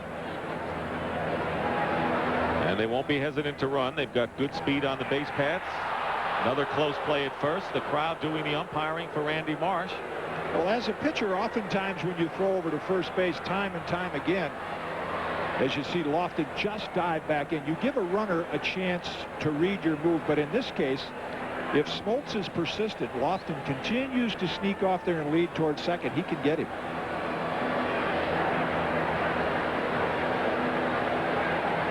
Biggio tough to double up with good speed. Bagwell is on deck. Runner doesn't go, and running up to bunt and taking a call strike.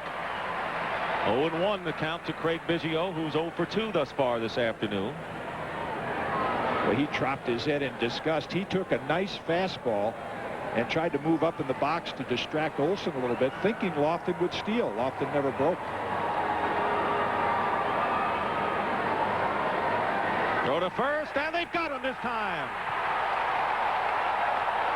Right you are, Mr. Cott.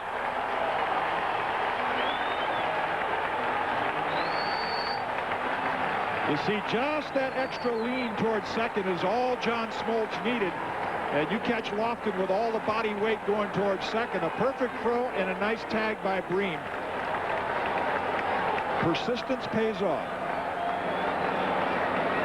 Got him. And the inexperience of youth. So the Astros miss an opportunity to this point as Biggio takes ball strike 2, 0-2. But the top minor league player in many circles, Kenny Lofton, he'll be around. Fly ball hit to short right field. Justice is coming on in, signals that he'll take it, and he does for the out. There was a hit, nobody left. We've completed 4.5. The Braves 4, the Astros 2.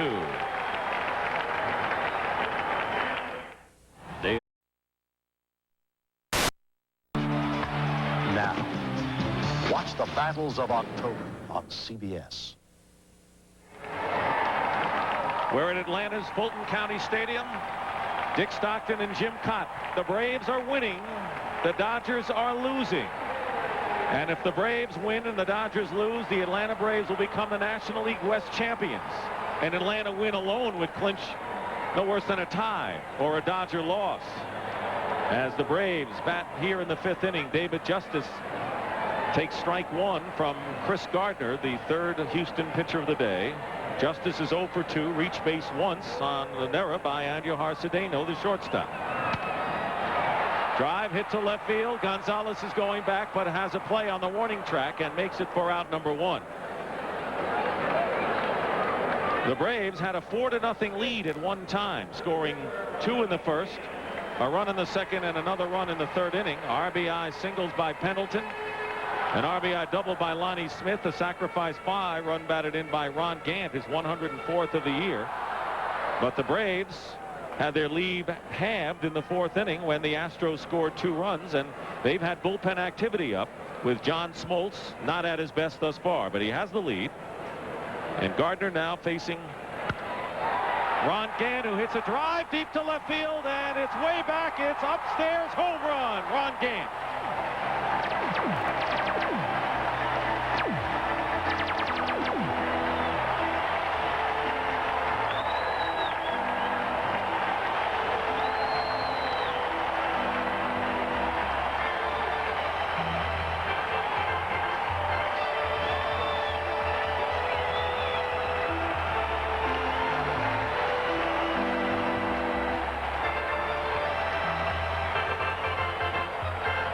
Number 32 for Ron Gant, and his 2nd RBI of the game, and this was a shot.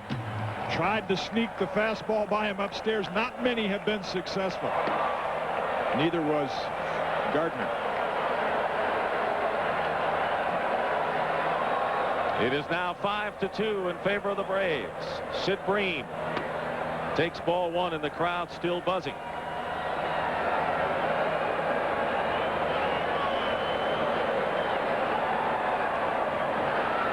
Two balls and no strikes. Here's the pitch. 3-0 now to Bream, who has been on base twice with a single and a walk. Braves have scored a run in every inning but the 4th when they were retired in order. Grounded foul. 3-1. Yeah, and that's a run that dugout knows was a major run, because when you take an early lead, the other team begins to sneak back. Just a little run here and there in the middle of the ball game becomes major.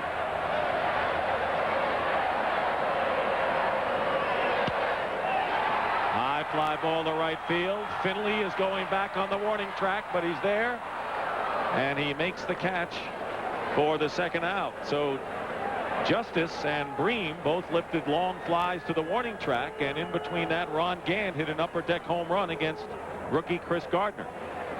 So there are 2 down, nobody on base in the 5th inning. And you got to feel, I guess, with the Giants leading the Dodgers 1-0, that Tommy Lasorda, who has complained about the pitchers that the Braves have faced, has to be boiling with a rookie out here, and the fact that the Astros trailing 4-2 have a chance, and now it's 5-2. Greg Olson, the batter, and he lines one to right field. Finley is there for the out. And we'll return to Atlanta's Fulton County Stadium after this word from your local station. Birmingham's news for the 90s, tonight at 10 on TV 42. Reaction to Ron Gant's number 32, a little high five, and of course the tomahawk. Yeah, the fraternity brothers of Deion Sanders never knew what they started when they came down here from Florida State to watch the Braves. Jeff Bagwell leading off in the 6th inning. of a 5-2 game. Bagwell is 1 for 2 with a single and a run scored, keeping you on track with the game in San Francisco. They're playing the bottom of the 6th inning. The Giants lead the Dodgers 1-0 on an RBI single by Matt Williams. Right here, the Braves lead 5-2.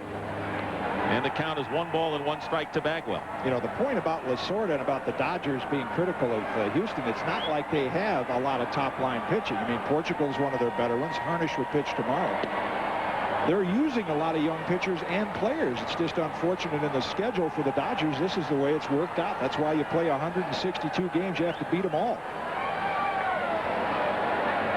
The Dodgers lost to San Diego in the series finale at Dodger Stadium to allow the Braves to draw even to set up last night's events in which the Braves took the 1-game lead. Of course, I think most of us that follow baseball know Tommy Lasorda's methods, and there's no question he's trying to inspire some of the young players in Houston. Say, you know, I'll show you. I might be young, but I can get the job done.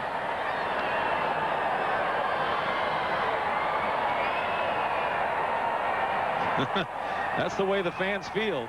It was the Padres the other night. It's the Giants this weekend. They root for the Braves and the opponent against L.A. Here's the 2-2 pitch to Jeff Bagwell. Check swing low. They appeal to Randy Marsh, but Bagwell did not go around, so the count is full 3-2. 1 for 2 with a single. On deck is Luis Gonzalez. 7 hits for the Houston Astros.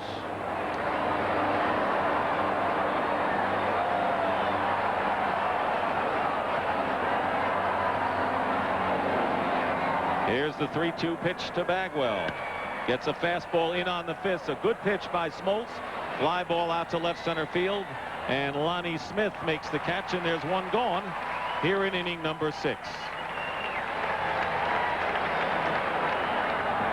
We want to welcome those viewers who had taken a peek into the Giant-Dodger game and those fans who have been with the game at Candlestick Park.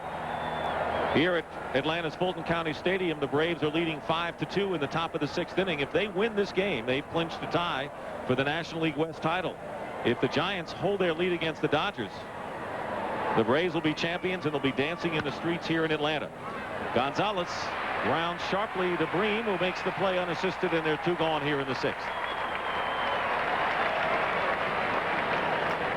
And after that home run, nothing more critical to a ball club than to get a pitcher like SMOLTZ to go back out on the mound and quiet the Astros down immediately.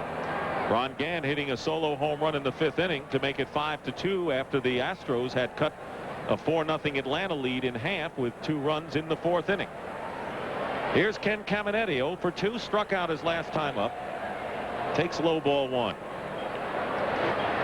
Talked about the little change that John SMOLTZ has made. Watch the turn, watch the hip pocket, face the hitter. Just a little more of a turn, leg straight toward the target. That's what's enabled him to get a little more pop on the fastball. Been much more successful the second half.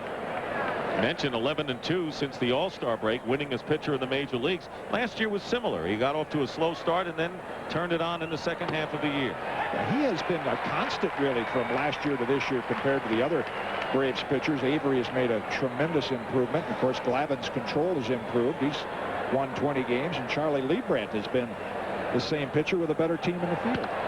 Ground ball hit to the left side. Belliard guns it over to first base for a 1-2-3 inning. Boy, that Belliard is so reliable at shortstop. You can count it, put it in the bag every time.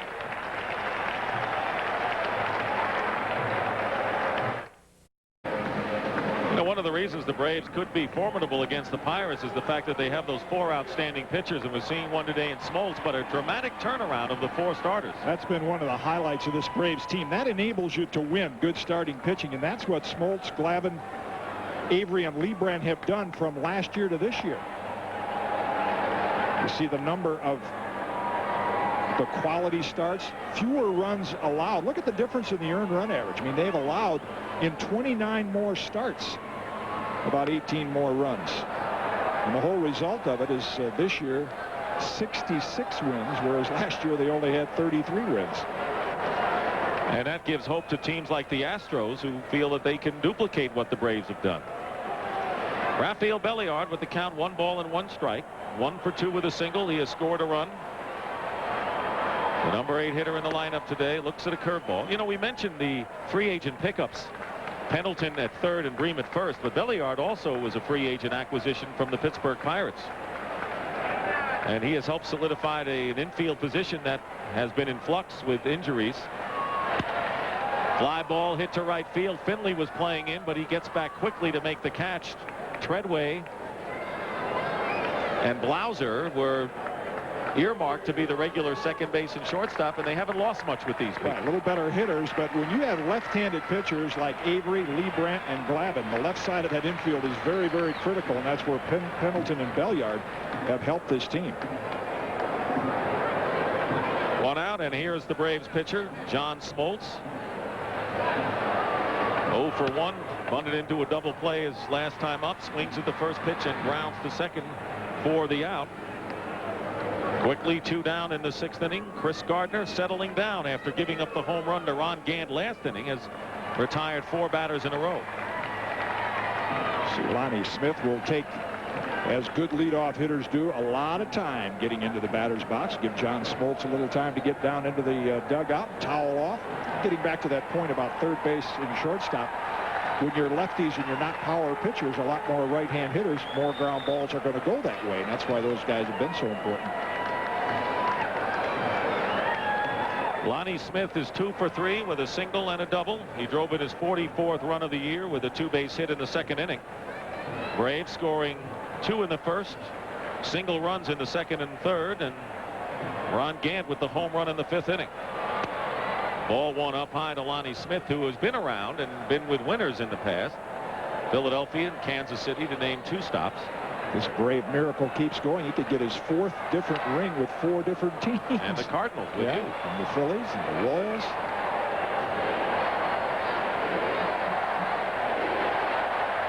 The Giants now lead 2-0 in the bottom of the 6th inning. It's a grim day for Tommy Lasorda and a grim weekend. Matt Williams with 2 runs batted in. He knocked in Will Clark earlier, and now Willie McGee with the latest run to make it 2-0. But the fans here in Atlanta have not been informed of that fact on the scoreboard.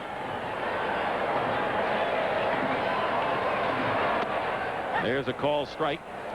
2 balls and 2 strikes to Lonnie Smith with 2 out, nobody aboard here in the Braves 6th. Not many hidden back underneath in that dugout, and as this game progresses, they'll get closer to that rail than what they're anticipating.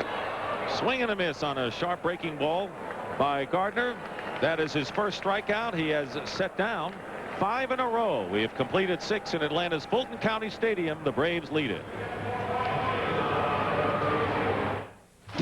Well, tomorrow, watch the NFL on CBS. Most of you will see the undefeated Washington Redskins travel to Soldier Field to battle the 4-1 Chicago Bears. Others will see Dallas against Green Bay, Philadelphia against Tampa Bay, Minnesota versus Detroit, or Phoenix versus the New York Giants. It all starts with the NFL today at 12:30 Eastern, the last word before kickoff.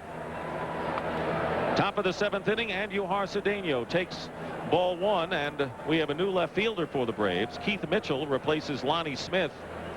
There is Mitchell, and we'll have a pinch hitter for the 3rd man up, the pitcher spot for the Astros, as Cedeno lifts a pop fly to the second baseman Lepke, and he makes the catch for out number 1.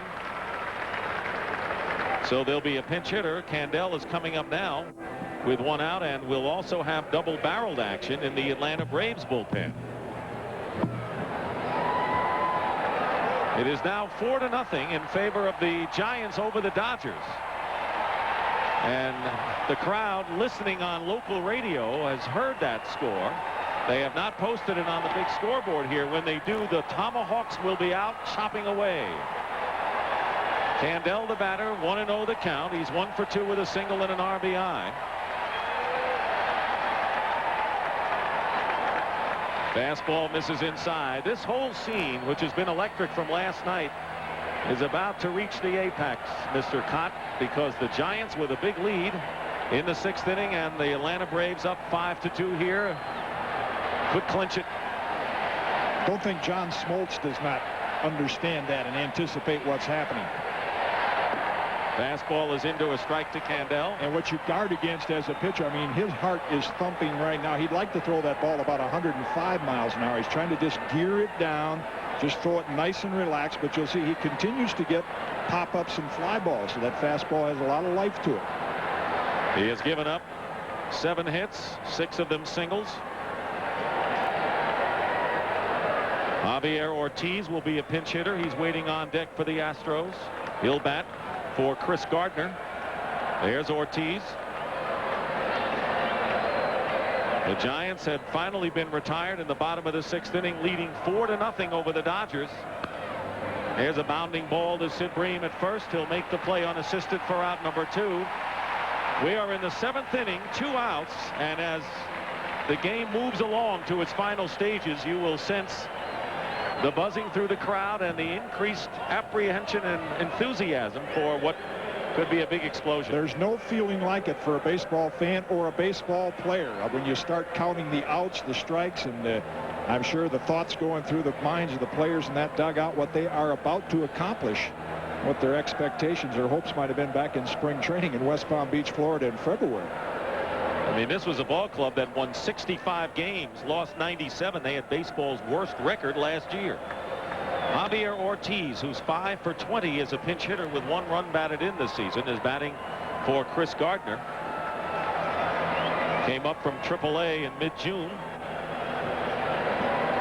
Had a good season at Tucson with an average of .323. Takes a big cut and misses.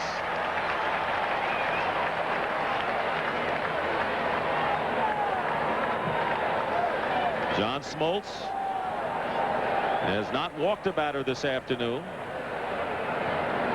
He has struck out 2. 1-1 the count to Ortiz with 2 out, nobody on base. Swing and a miss on a breaking ball. 1 ball and 2 strikes. Smoltz has retired 7 in a row and trying to set down the Astros in order for the 2nd consecutive inning.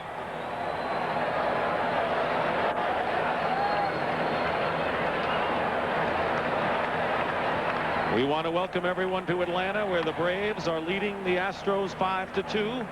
And John Smoltz, finding himself, has struggled in the 2nd, 3rd, and 4th innings. But he has retired 7 in a row, and the count is 2 balls and 2 strikes to pinch hitter Javier Ortiz, batting here in the 7th inning with 2 outs. Ground ball hit to Belliard at shortstop. He'll make the play to retire the side. Here in Atlanta, they know that the Braves are winning and that the Dodgers are losing. We've completed 6½. Sharp. To stay #1 in facts demands a whole new level of thinking. Sharp thinking about business. Sharp thinking led to breakthroughs like the world's first desktop full-color fax, adding new dimensions to the way you'll do business. Sharp thinking. It's created a complete line of plain paper fax that produce permanent laser-printed documents of unsurpassed quality. Sharp Fax, #1 in America. Because the way to meet new business needs with new technology is... Sharp thinking about business. Oh. Al, the Redskins pounded the Eagles. The Bears only dropped 1 game. Al, Redskins are undefeated. Bears will pound them back to D.C. Redskins, Redskins, Redskins! Hey. Let's take a look around the American League at some of the best performances. Cecil Fielder, the league leader in RBIs. And Julio Franco, the apparent batting champion. Nice comeback by Willie Randolph. And in home runs, still a battle between Fielder and Canseco. Great year by Cal Ripken in all offensive categories. Mark Lemke leading off in the 7th inning. Lifts a pop-up to Bagwell in foul territory, who makes the catch. And 1 pitch, 1 out in the 7th. Rob Malakote is the new pitcher for the Houston Astros. There's the stories. 4-0 in favor of the Giants. 5-2. Both in the middle of the 7th inning in a pivotal game. There is Malakote, who is making his 24th appearance, has 1 save this year. Here is Terry Pendleton, turned around, batting right-handed for the first time, takes inside ball 1. Pendleton is 1 for 2 with a single and a run batted in, looking to win the National League batting title. Here's a player who has not only given the Braves terrific offense, Former Gold Glove winner at third, solidifying their infield and a great leader in the clubhouse. And the crowd is chanting MVP, and you'd have to put him in the hopper for consideration, wouldn't you? Big home run in last night's game, and what he's done in all phases, in the field and at the plate. Career high 22 home runs with that drive last night. Takes a strike. 3 balls and a strike. Currently, Pendleton is hitting .319. That's 1 point higher than he started the game. And he draws a walk for the second time.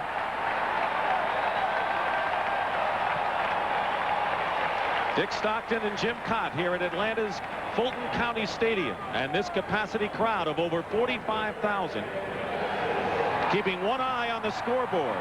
With the Giants lead the Dodgers 4-0. The Braves lead here 5-2. Here are the standings now.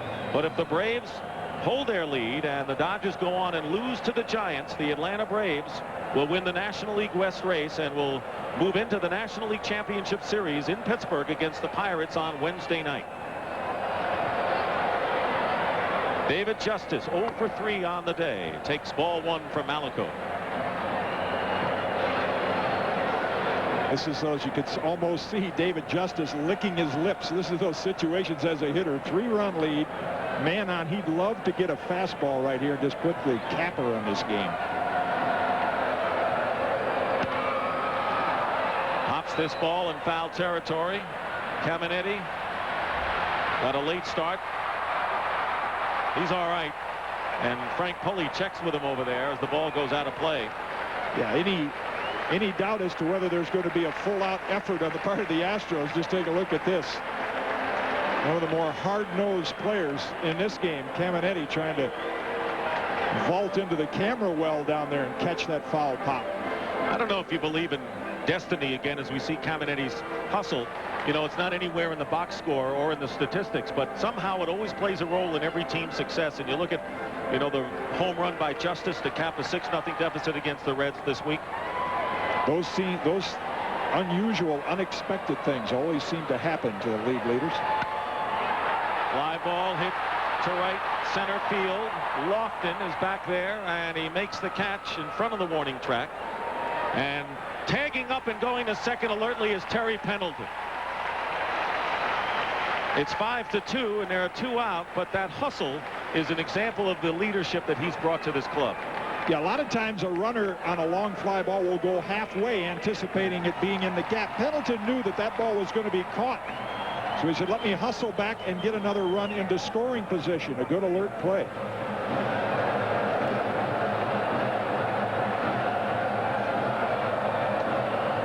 Here is Ron Gant, who's had a big day today.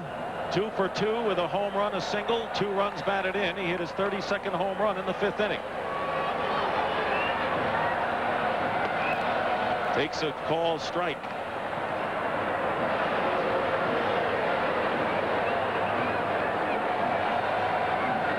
Whether it's daytime or nighttime, righties or lefties, artificial turf or natural grass, one of the more consistent power hitters in the game. Those are usually your MVP candidates. Ground ball hit sharply to Cedeno. He handles this one nicely. The throw to first is in time to retire the side. The Braves lead 1, but we've completed 7, and Atlanta inches closer to a title. They lead 5-2. Pat O'Brien in New York to show you a wild play at the 6th in the 6th inning. Robbie Thompson hits one to Cal Daniels. Will Clark's on third. Daniels catches. He throws. Clark goes home. He tags and kicks the ball out of Gary Carter's glove. He scores. Matt Williams comes in. It's 4-0 Giants. Back to Dick Stockton. All right, Pat, thank you very much. Boy, they have come prepared with signs, tomahawks, caps, you name it. The fans here have it. Over 2 million fans have flocked to Atlanta's Fulton County Stadium this year. They're surpassing their all-time mark of 2,119,000 set back in 1983. Jim Clancy and Mike Stanton, who are up last inning, are up again in the Atlanta bullpen as Kenny Lofton takes ball 1. And the players have come prepared to play as always. You see Pendleton in on the grass, anticipating the bunt. 2 balls and no strikes. Lonnie Smith with a single and a double. Gant with his 32nd homer. And the big story, and the only thing that really matters, the Braves can clinch with a win and a Dodger loss in San Francisco. Fastball in tight as Lofton was standing close to the plate. Takes a strike 2-1. Lofton is 1 for 3. Beat out a bunt single his last time up and then was picked off by John Smoltz. That hurt the Astros. They were behind at the time by a score of 4-2, and that was a leadoff base runner for the second time in the game for them. 3 balls and a strike. Taking all the way for strike 2. That's been the impressive thing to Bobby Cox about the way this team during this entire streak has come so prepared to play in all phases. They've not gotten too high or too low or been intimidated by this pressure. Bounding ball to second base. Lemke makes the play, and there's 1 out. Tomorrow on the NFL Today, they're playing musical quarterbacks around the league, and you'll learn who's been left out this week and why. In Detroit, how about those Lions? 4-1, but is their roar for real? John Madden and Terry Bradshaw will take a look at the newest trends in the NFL, and that'll all come your way at 12:30 Eastern Time tomorrow on the NFL Today, the last word before kickoff. Steve Finley, the batter, with 1 out here in the top of the 8th inning, and as this game goes on, despite the fact that the Braves have had bullpen activity the last couple of innings, Smoltz seems to have gotten stronger. And he wants to stay out there. You know that. Running up to bunt. We mentioned before the game in our little visit with John Smoltz about the game that everyone dreams of playing in as an athlete. He'd like to be on the mound when this thing ends. Well, everyone remembers the picture or the videotape of the pitcher on the mound. Right. If it's not a home run that wins a pennant or a division title or a World Series, you want to be there. Finley lifts a foul fly down the left field line. A lot of room there, but yeah, one of the rare cases are the Thompson, Gibson, Mazeroski, and Fisk, which you were a part of. Now, that's right. where the home run hitters. But most of the time, it's that guy out in the middle of the mound, and that's what Smoltz wants to do today. It's the catcher jumping on the pitcher. I remember this didn't win the championship, but Yogi Berra jumping into the arms of Don Larson after the perfect game in the '56 World Series.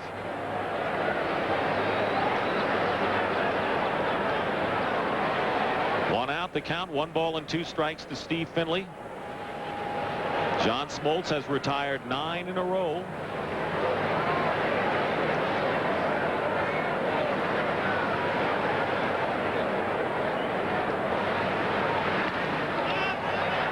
Now maybe 10, a pop-up. Pendleton in on the grass, makes the catch for out number 2. At the conclusion of today's game, Jim Cott and I, mostly Jim, will select the Chevrolet Most Valuable Player of the game, and Chevrolet will donate $1,000 in the player's behalf to the Special Olympics. 2 down to Craig Biggio, 0 for 3 today. He came into the game as a .400 hitter against Braves pitching, but he hasn't been able to solve John Smoltz.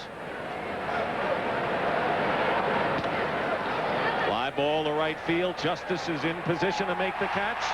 And the 3rd straight 1-2-3 inning for John Smoltz.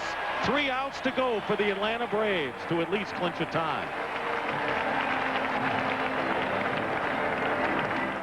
Sports presents Major League Baseball. Today's game is brought to you by Oldsmobile, the power of intelligent engineering. Kellogg's, the best to you each morning. And by Miller High Life. Buy that man a Miller. You know, it's tough when you talk about clinching ceremonies, because if you look at the game, we've completed the top of the 8th, and now the Dodgers have been retired in the top of the 8th inning of their game. And of course, to clinch the pennant or the division, the Dodgers would have to lose really before the Braves win for the fans to realize they've won it all. You've been through clinching before. They'll wait a little while, but after all the piling on is done, what is really fun as an athlete is when you get in a clubhouse and you look at these guys that you've been battling with for 6 months together, and you kind of exchange that wonderful warm feeling. I don't think there's anything in sports that replaces that as an athlete. You can have all the individual honors you want. Nothing beats getting that ring and that title. police are ready on horseback. The guards are there just to keep the fans in place, let them celebrate in the stands all they want.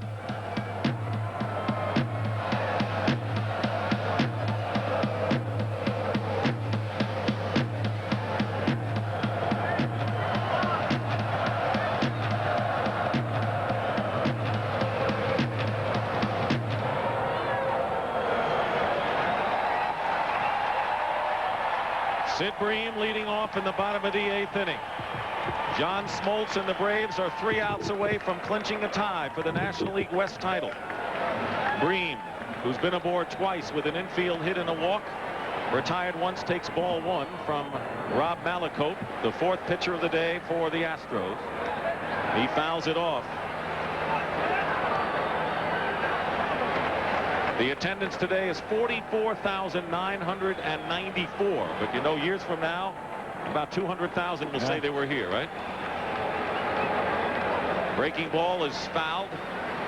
Caminetti gives chase, and a lot of room here at the stadium, makes the catch, and Bream's retired for the first out. And every player in that dugout, including that one, Juan Berenguer, who is not active because of that stress fracture in his forearm, every player in that dugout will have a story to tell about this season and where he contributed and what it meant to him. Here was a team that was 9.5 games behind the Dodgers at the All-Star break. People had conceded the division to the Dodgers, and then the best second half in all of baseball, they may cap it this afternoon. Here's Greg Olson, 0 for 3, swings and misses, strike 1.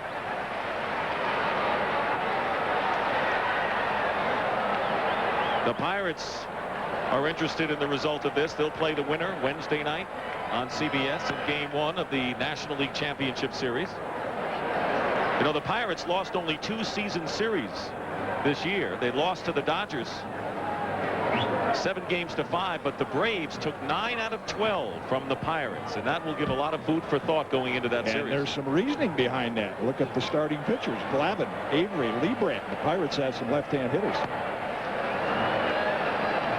Here's Deion Sanders, who last week played for the Falcons and could not play for the Braves. They've been using him as a pinch runner, but this weekend with the Falcons off and the NFL bye to the Western Division, able to be here for this event as Olson strikes out for out number 2.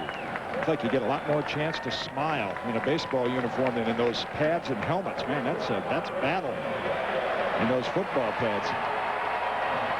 Well, before the National League Championship Series gets underway, Jimmy and I will be at the Metrodome Tuesday night for Game 1 between the Toronto Blue Jays and the Minnesota Twins, and that shapes up as pretty even battle. Jack Morris against Tom Candiotti in the first one. There's Belliard, who is 1 for 3 with a hit. Takes ball 1.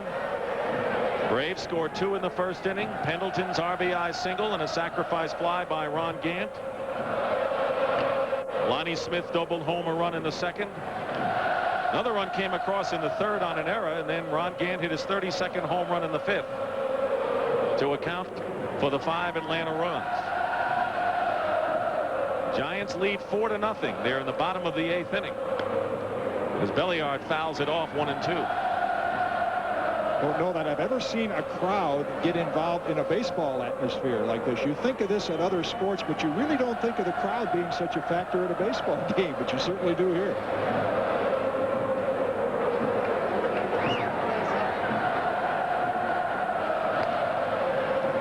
Two balls and 2 strikes with 2 down. On deck, if Belliard keeps it alive, is John Smoltz. It'll be one of the rare times he'll get a hand for himself if he gets to bat. Belliard strikes out, 2 straight strikeouts, another 1-2-3 inning. We go to the 9th inning with the Braves needing 3 outs.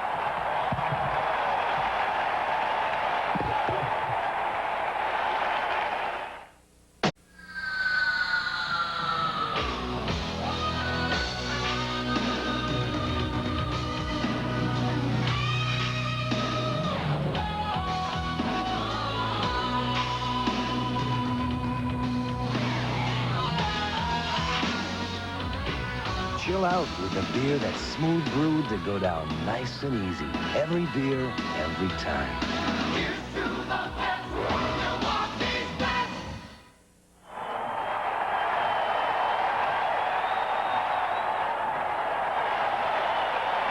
They're playing the top of the ninth. The Dodgers' last chance against the Giants, trailing 4-0, and the Astros up here in the ninth inning. The crowd well aware of what's going on in San Francisco. Jeff Bagwell facing John Smoltz. First pitch is a fastball inside. Jim Cott is making his way down to the Atlanta Braves dressing room for the impending celebration. Bagwell lines one over Belliard into left field for a base hit, his second of the game.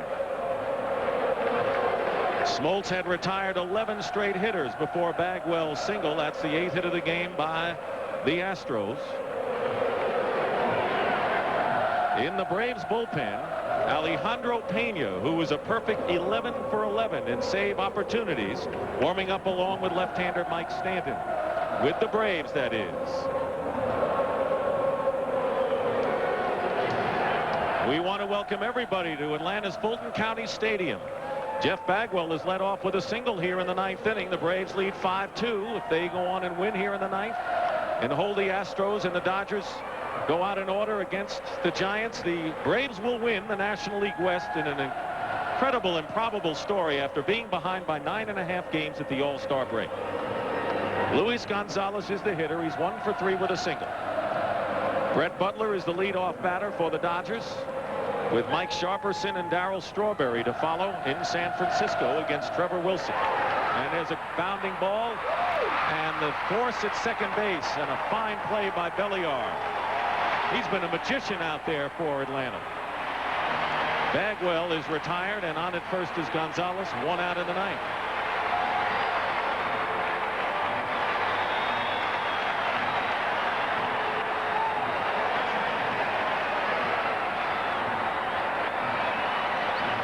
Moments ago, the Braves general manager John Sherholz hugging his wife. He came over from Kansas City, and he's made the moves that have put the Braves in this position. And a great pickup, we should say, by Stan Kasten, who has done a terrific job as the Braves president. Here's Ken Caminetti, who's 0 for 3. Swing and a miss, strike one. 1 out. We're in the ninth.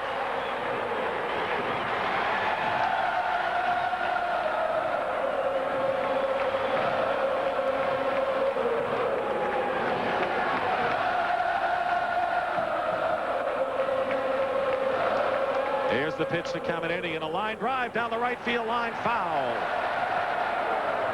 Fielded by Pena. Brett Butler struck out for the Dodgers, and there's 1 out in the top of the ninth inning in San Francisco. And Mike Sharperson is the hitter against Trevor Wilson, who I believe has retired 18 in a row. John Smoltz trying to nail it down and win his 6th consecutive game and nail down a division title as well. No balls and 2 strikes to Caminetti, with Gonzalez the runner at first. And a ball bounced through the middle. Belliard hustling. His throw to first is in time for out number 2.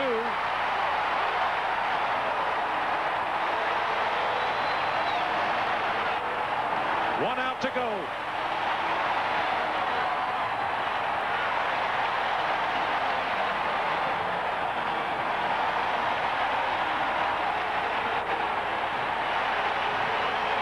Braves looking for their first division title since 1982. Andujar Cedeno with 2 out, and Gonzalez the runner at second. 1 out in San Francisco. Mike Sharperson doubled for the Dodgers with 1 out.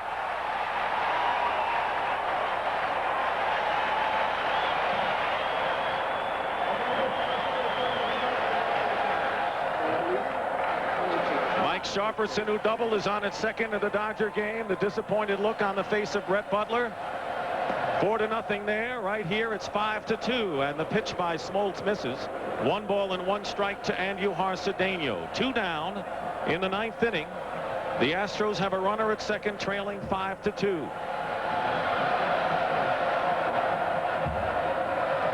Here's the 1-1 pitch to Cedeno. Swing and a miss, strike 2.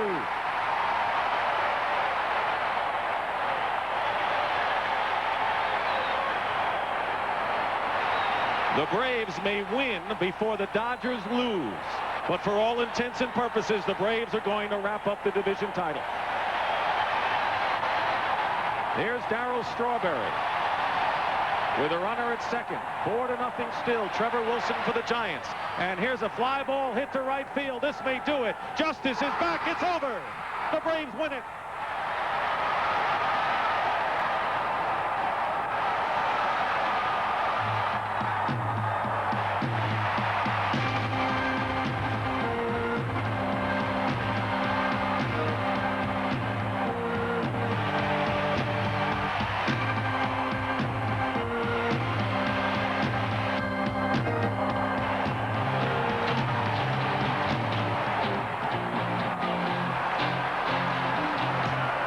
San Francisco, Darryl Strawberry has struck out. There are 2 outs. So the Braves are technically 1 out away from capturing the division title. They've already clinched a tie. High drama in the National League West race going down to the next to last day of the season. And John Smoltz. Right now, let's send you out to San Francisco and Jack Buck. Jack? Trevor Wilson, the pitcher. 4-0 Giants. 2 out in the 9th. And strike 1 to Murray, who lost the bet. That's 0-2, and now you Atlanta Brave fans are only 1 strike away from being the champions of the West and playing in Pittsburgh Wednesday night. 4-0 Giants. Runner at second. 2 out. 2 strikes to Eddie Murray. All of the fans on their feet here. As we said before, you'd think the Giants are in the pennant race. They just want to beat the Dodgers, and they're about to.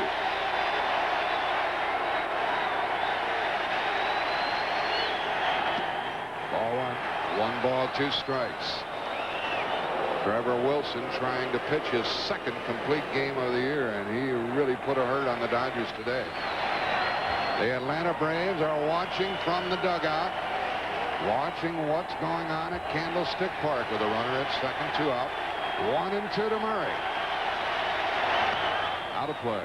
And the count stays 1-2. This is typical of the postseason excitement we're going to have coming your way beginning Tuesday night in Minneapolis. That's Bob Ojeda watching it.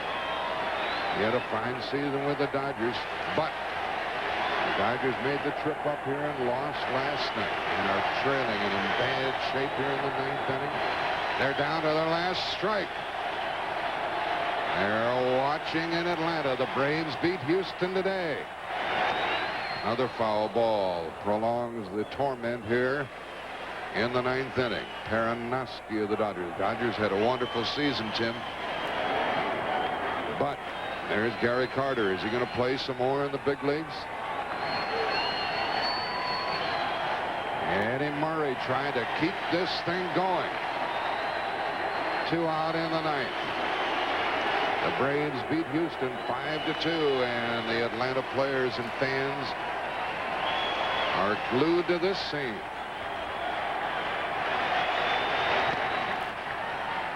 Robbie Thompson gets to it in Atlanta. Let the celebration begin. Congratulations, Braves. Congratulations to the Atlanta Braves.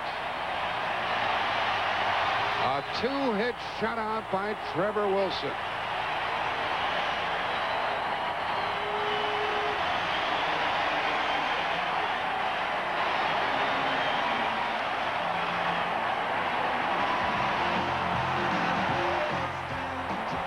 Here's the scene in Atlanta, Georgia. Bobby Cox, the manager of the Braves.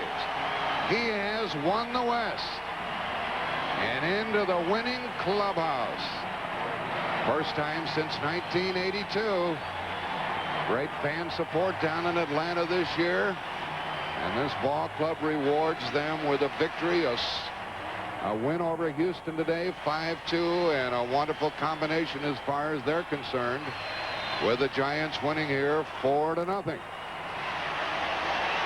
Andrea Joyce, one of our CBS commentators, is with us, talking with Tom Lasorda.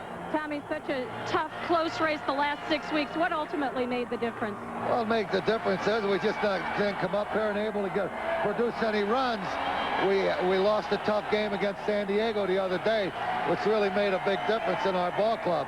We were hoping that we could come in here with a one-game lead, and unfortunately we had to come in here tied.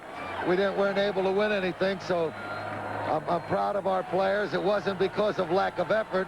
Everybody did the best they could at all times. This is the greatest race since 1904. What was the sense coming in here this weekend, and how tough was it to come to Candlestick? Well, this is what's always tough in here. They're a good ball club, but I want to congratulate the Atlanta Baseball Club. Bobby Cox, John Sherholtz, Ted Turner, Stan Kasten.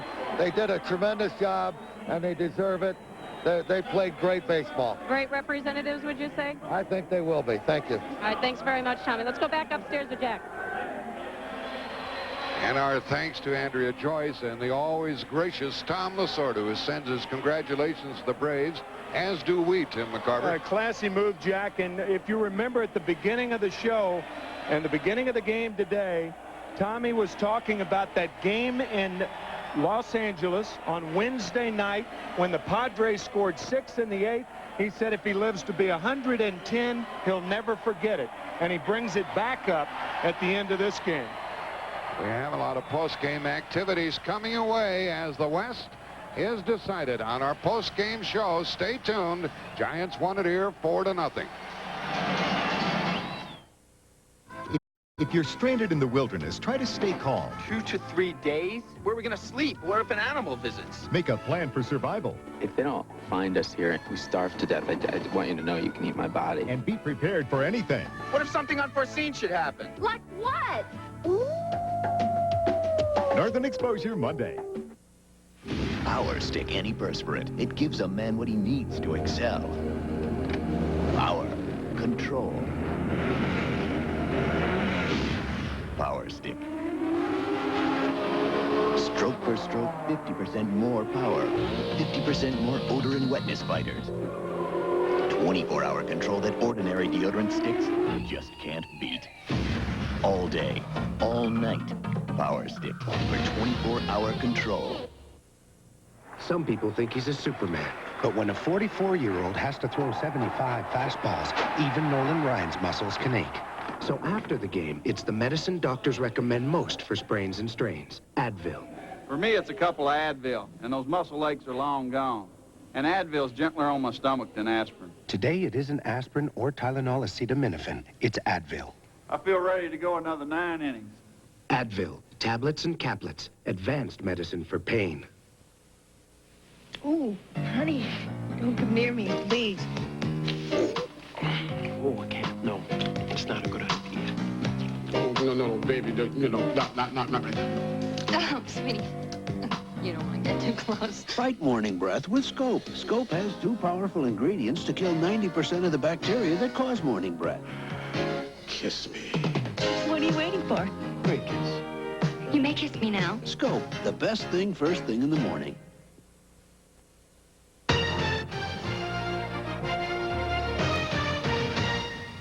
Welcome, baseball fans, back to our studios in New York here. What a day for baseball in the National League West. Of course, you know the story by now. The Giants beat the Dodgers 4-0 up in Candlestick Park, and about the same time, the Braves beat Houston 5-2, and down in somewhere in Fulton County Stadium is Jim Cott. James? Yes, sir. All right, we're in the Atlanta clubhouse. John Smoltz, we talked before the game. You dream about being in that position. You kind of smelled it at the end. You wanted to end that game on the mound. Yeah, definitely. You know, I can't say enough about my teammates and Bobby Cox for giving me all the confidence in the world after the first half and just sticking with me. And I was determined and to win the big game. Mike Heath told me that he feels I'm going to win the biggest game, and this is the biggest game of my life so far. Look on and back at spring training and also in the season. When did you begin to sense that this club's going to win this thing? Well, as soon as John Sherholtz got some players over here that were competitive and have been in the World Championship, I mean, it does a tremendous amount for your pitching staff when you've got guys behind you that can field and not only hit and bring you experience. And, you know, this team is relentless. I mean, it doesn't matter if we get injuries, people are picking each other up.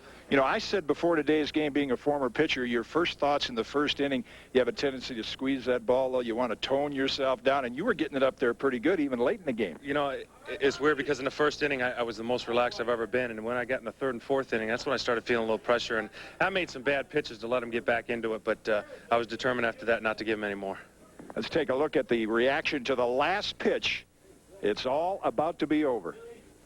Well, you know, I've watched so many people do this in the past, and I just dreamed myself being in that situation, and I never really dreamed it would happen so quick, and I just can't say anything. I'm just so happy with this team. It's kind of almost a numb feeling right now. There's a real high and then a numbness. Now you got to get your mind down to Pittsburgh. Exactly. Right now I'm enjoying the moment, and, you know, we still got another game to play, and then we got more business to take care of. But, you know, today was probably the greatest I've ever felt as a baseball player. Let's go back again to your turnaround halfway through the year. You mentioned part of it was psychological, part of it was mechanical. Looked like it was all working today. Yeah, it was. You know, I didn't have my greatest stuff, but everything put together helped me control everything and tone and throw strikes when I had to throw it. And, you know, everything was working today, as you say, and Ole just kept me intact the whole game.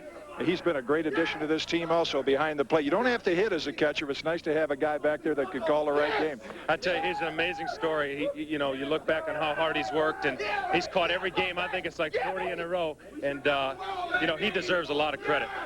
All right, that's John Smoltz, winning pitcher in today's game. We'll be back, visit with more of the Atlanta Braves right after this.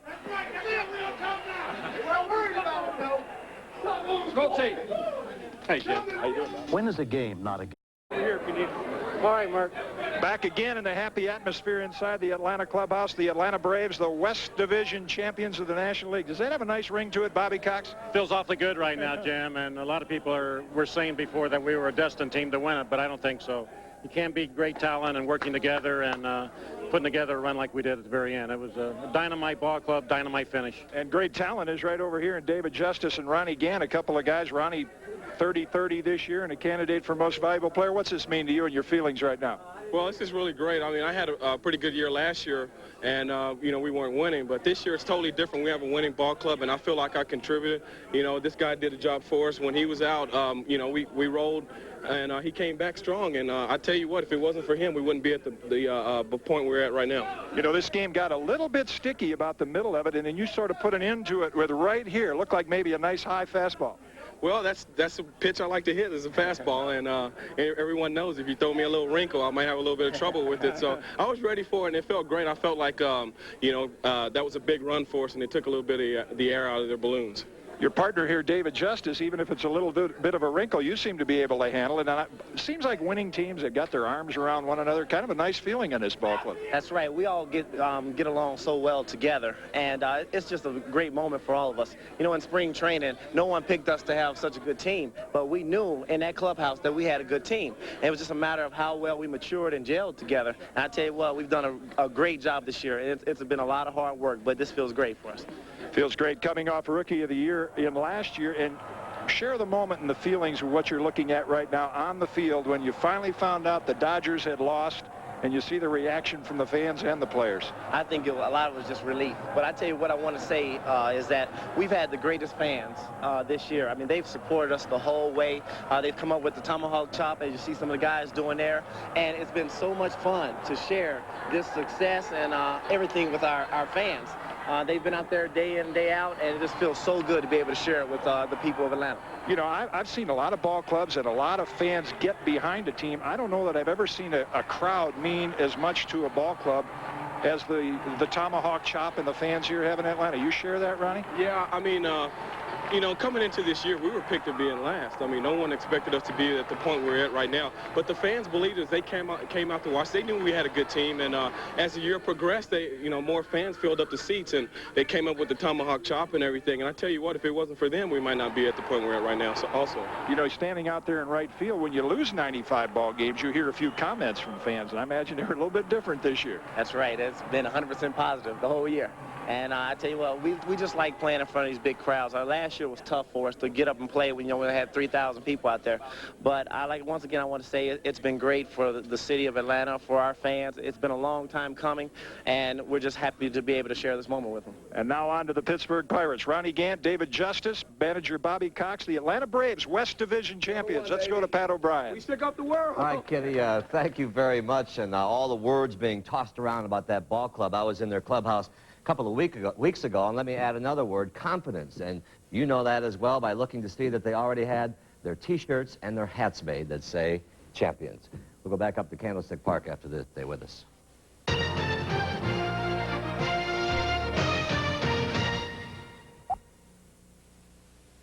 We surprised the world. We showed them what we're made of, and we showed them that we're champions, and we surprised the world. 1 ball, 2 strikes. The stretch by SMOLTZ, the pitch to Cedeno. High fly ball, right field. It's fairly deep. Back goes Justice. He's got it. And the magic number for Atlanta is down to 1. The Braves have clinched a tie for first. And that's the bag. We'll throw him out. The Braves are the National League West champions. The San Francisco Giants have just beaten the Los Angeles Dodgers 4-0.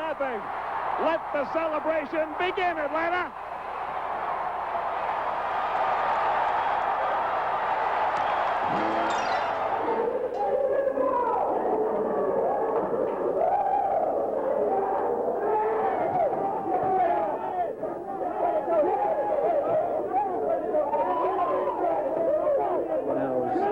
Very enjoyable. I just want to. Got it! Thank you to everybody.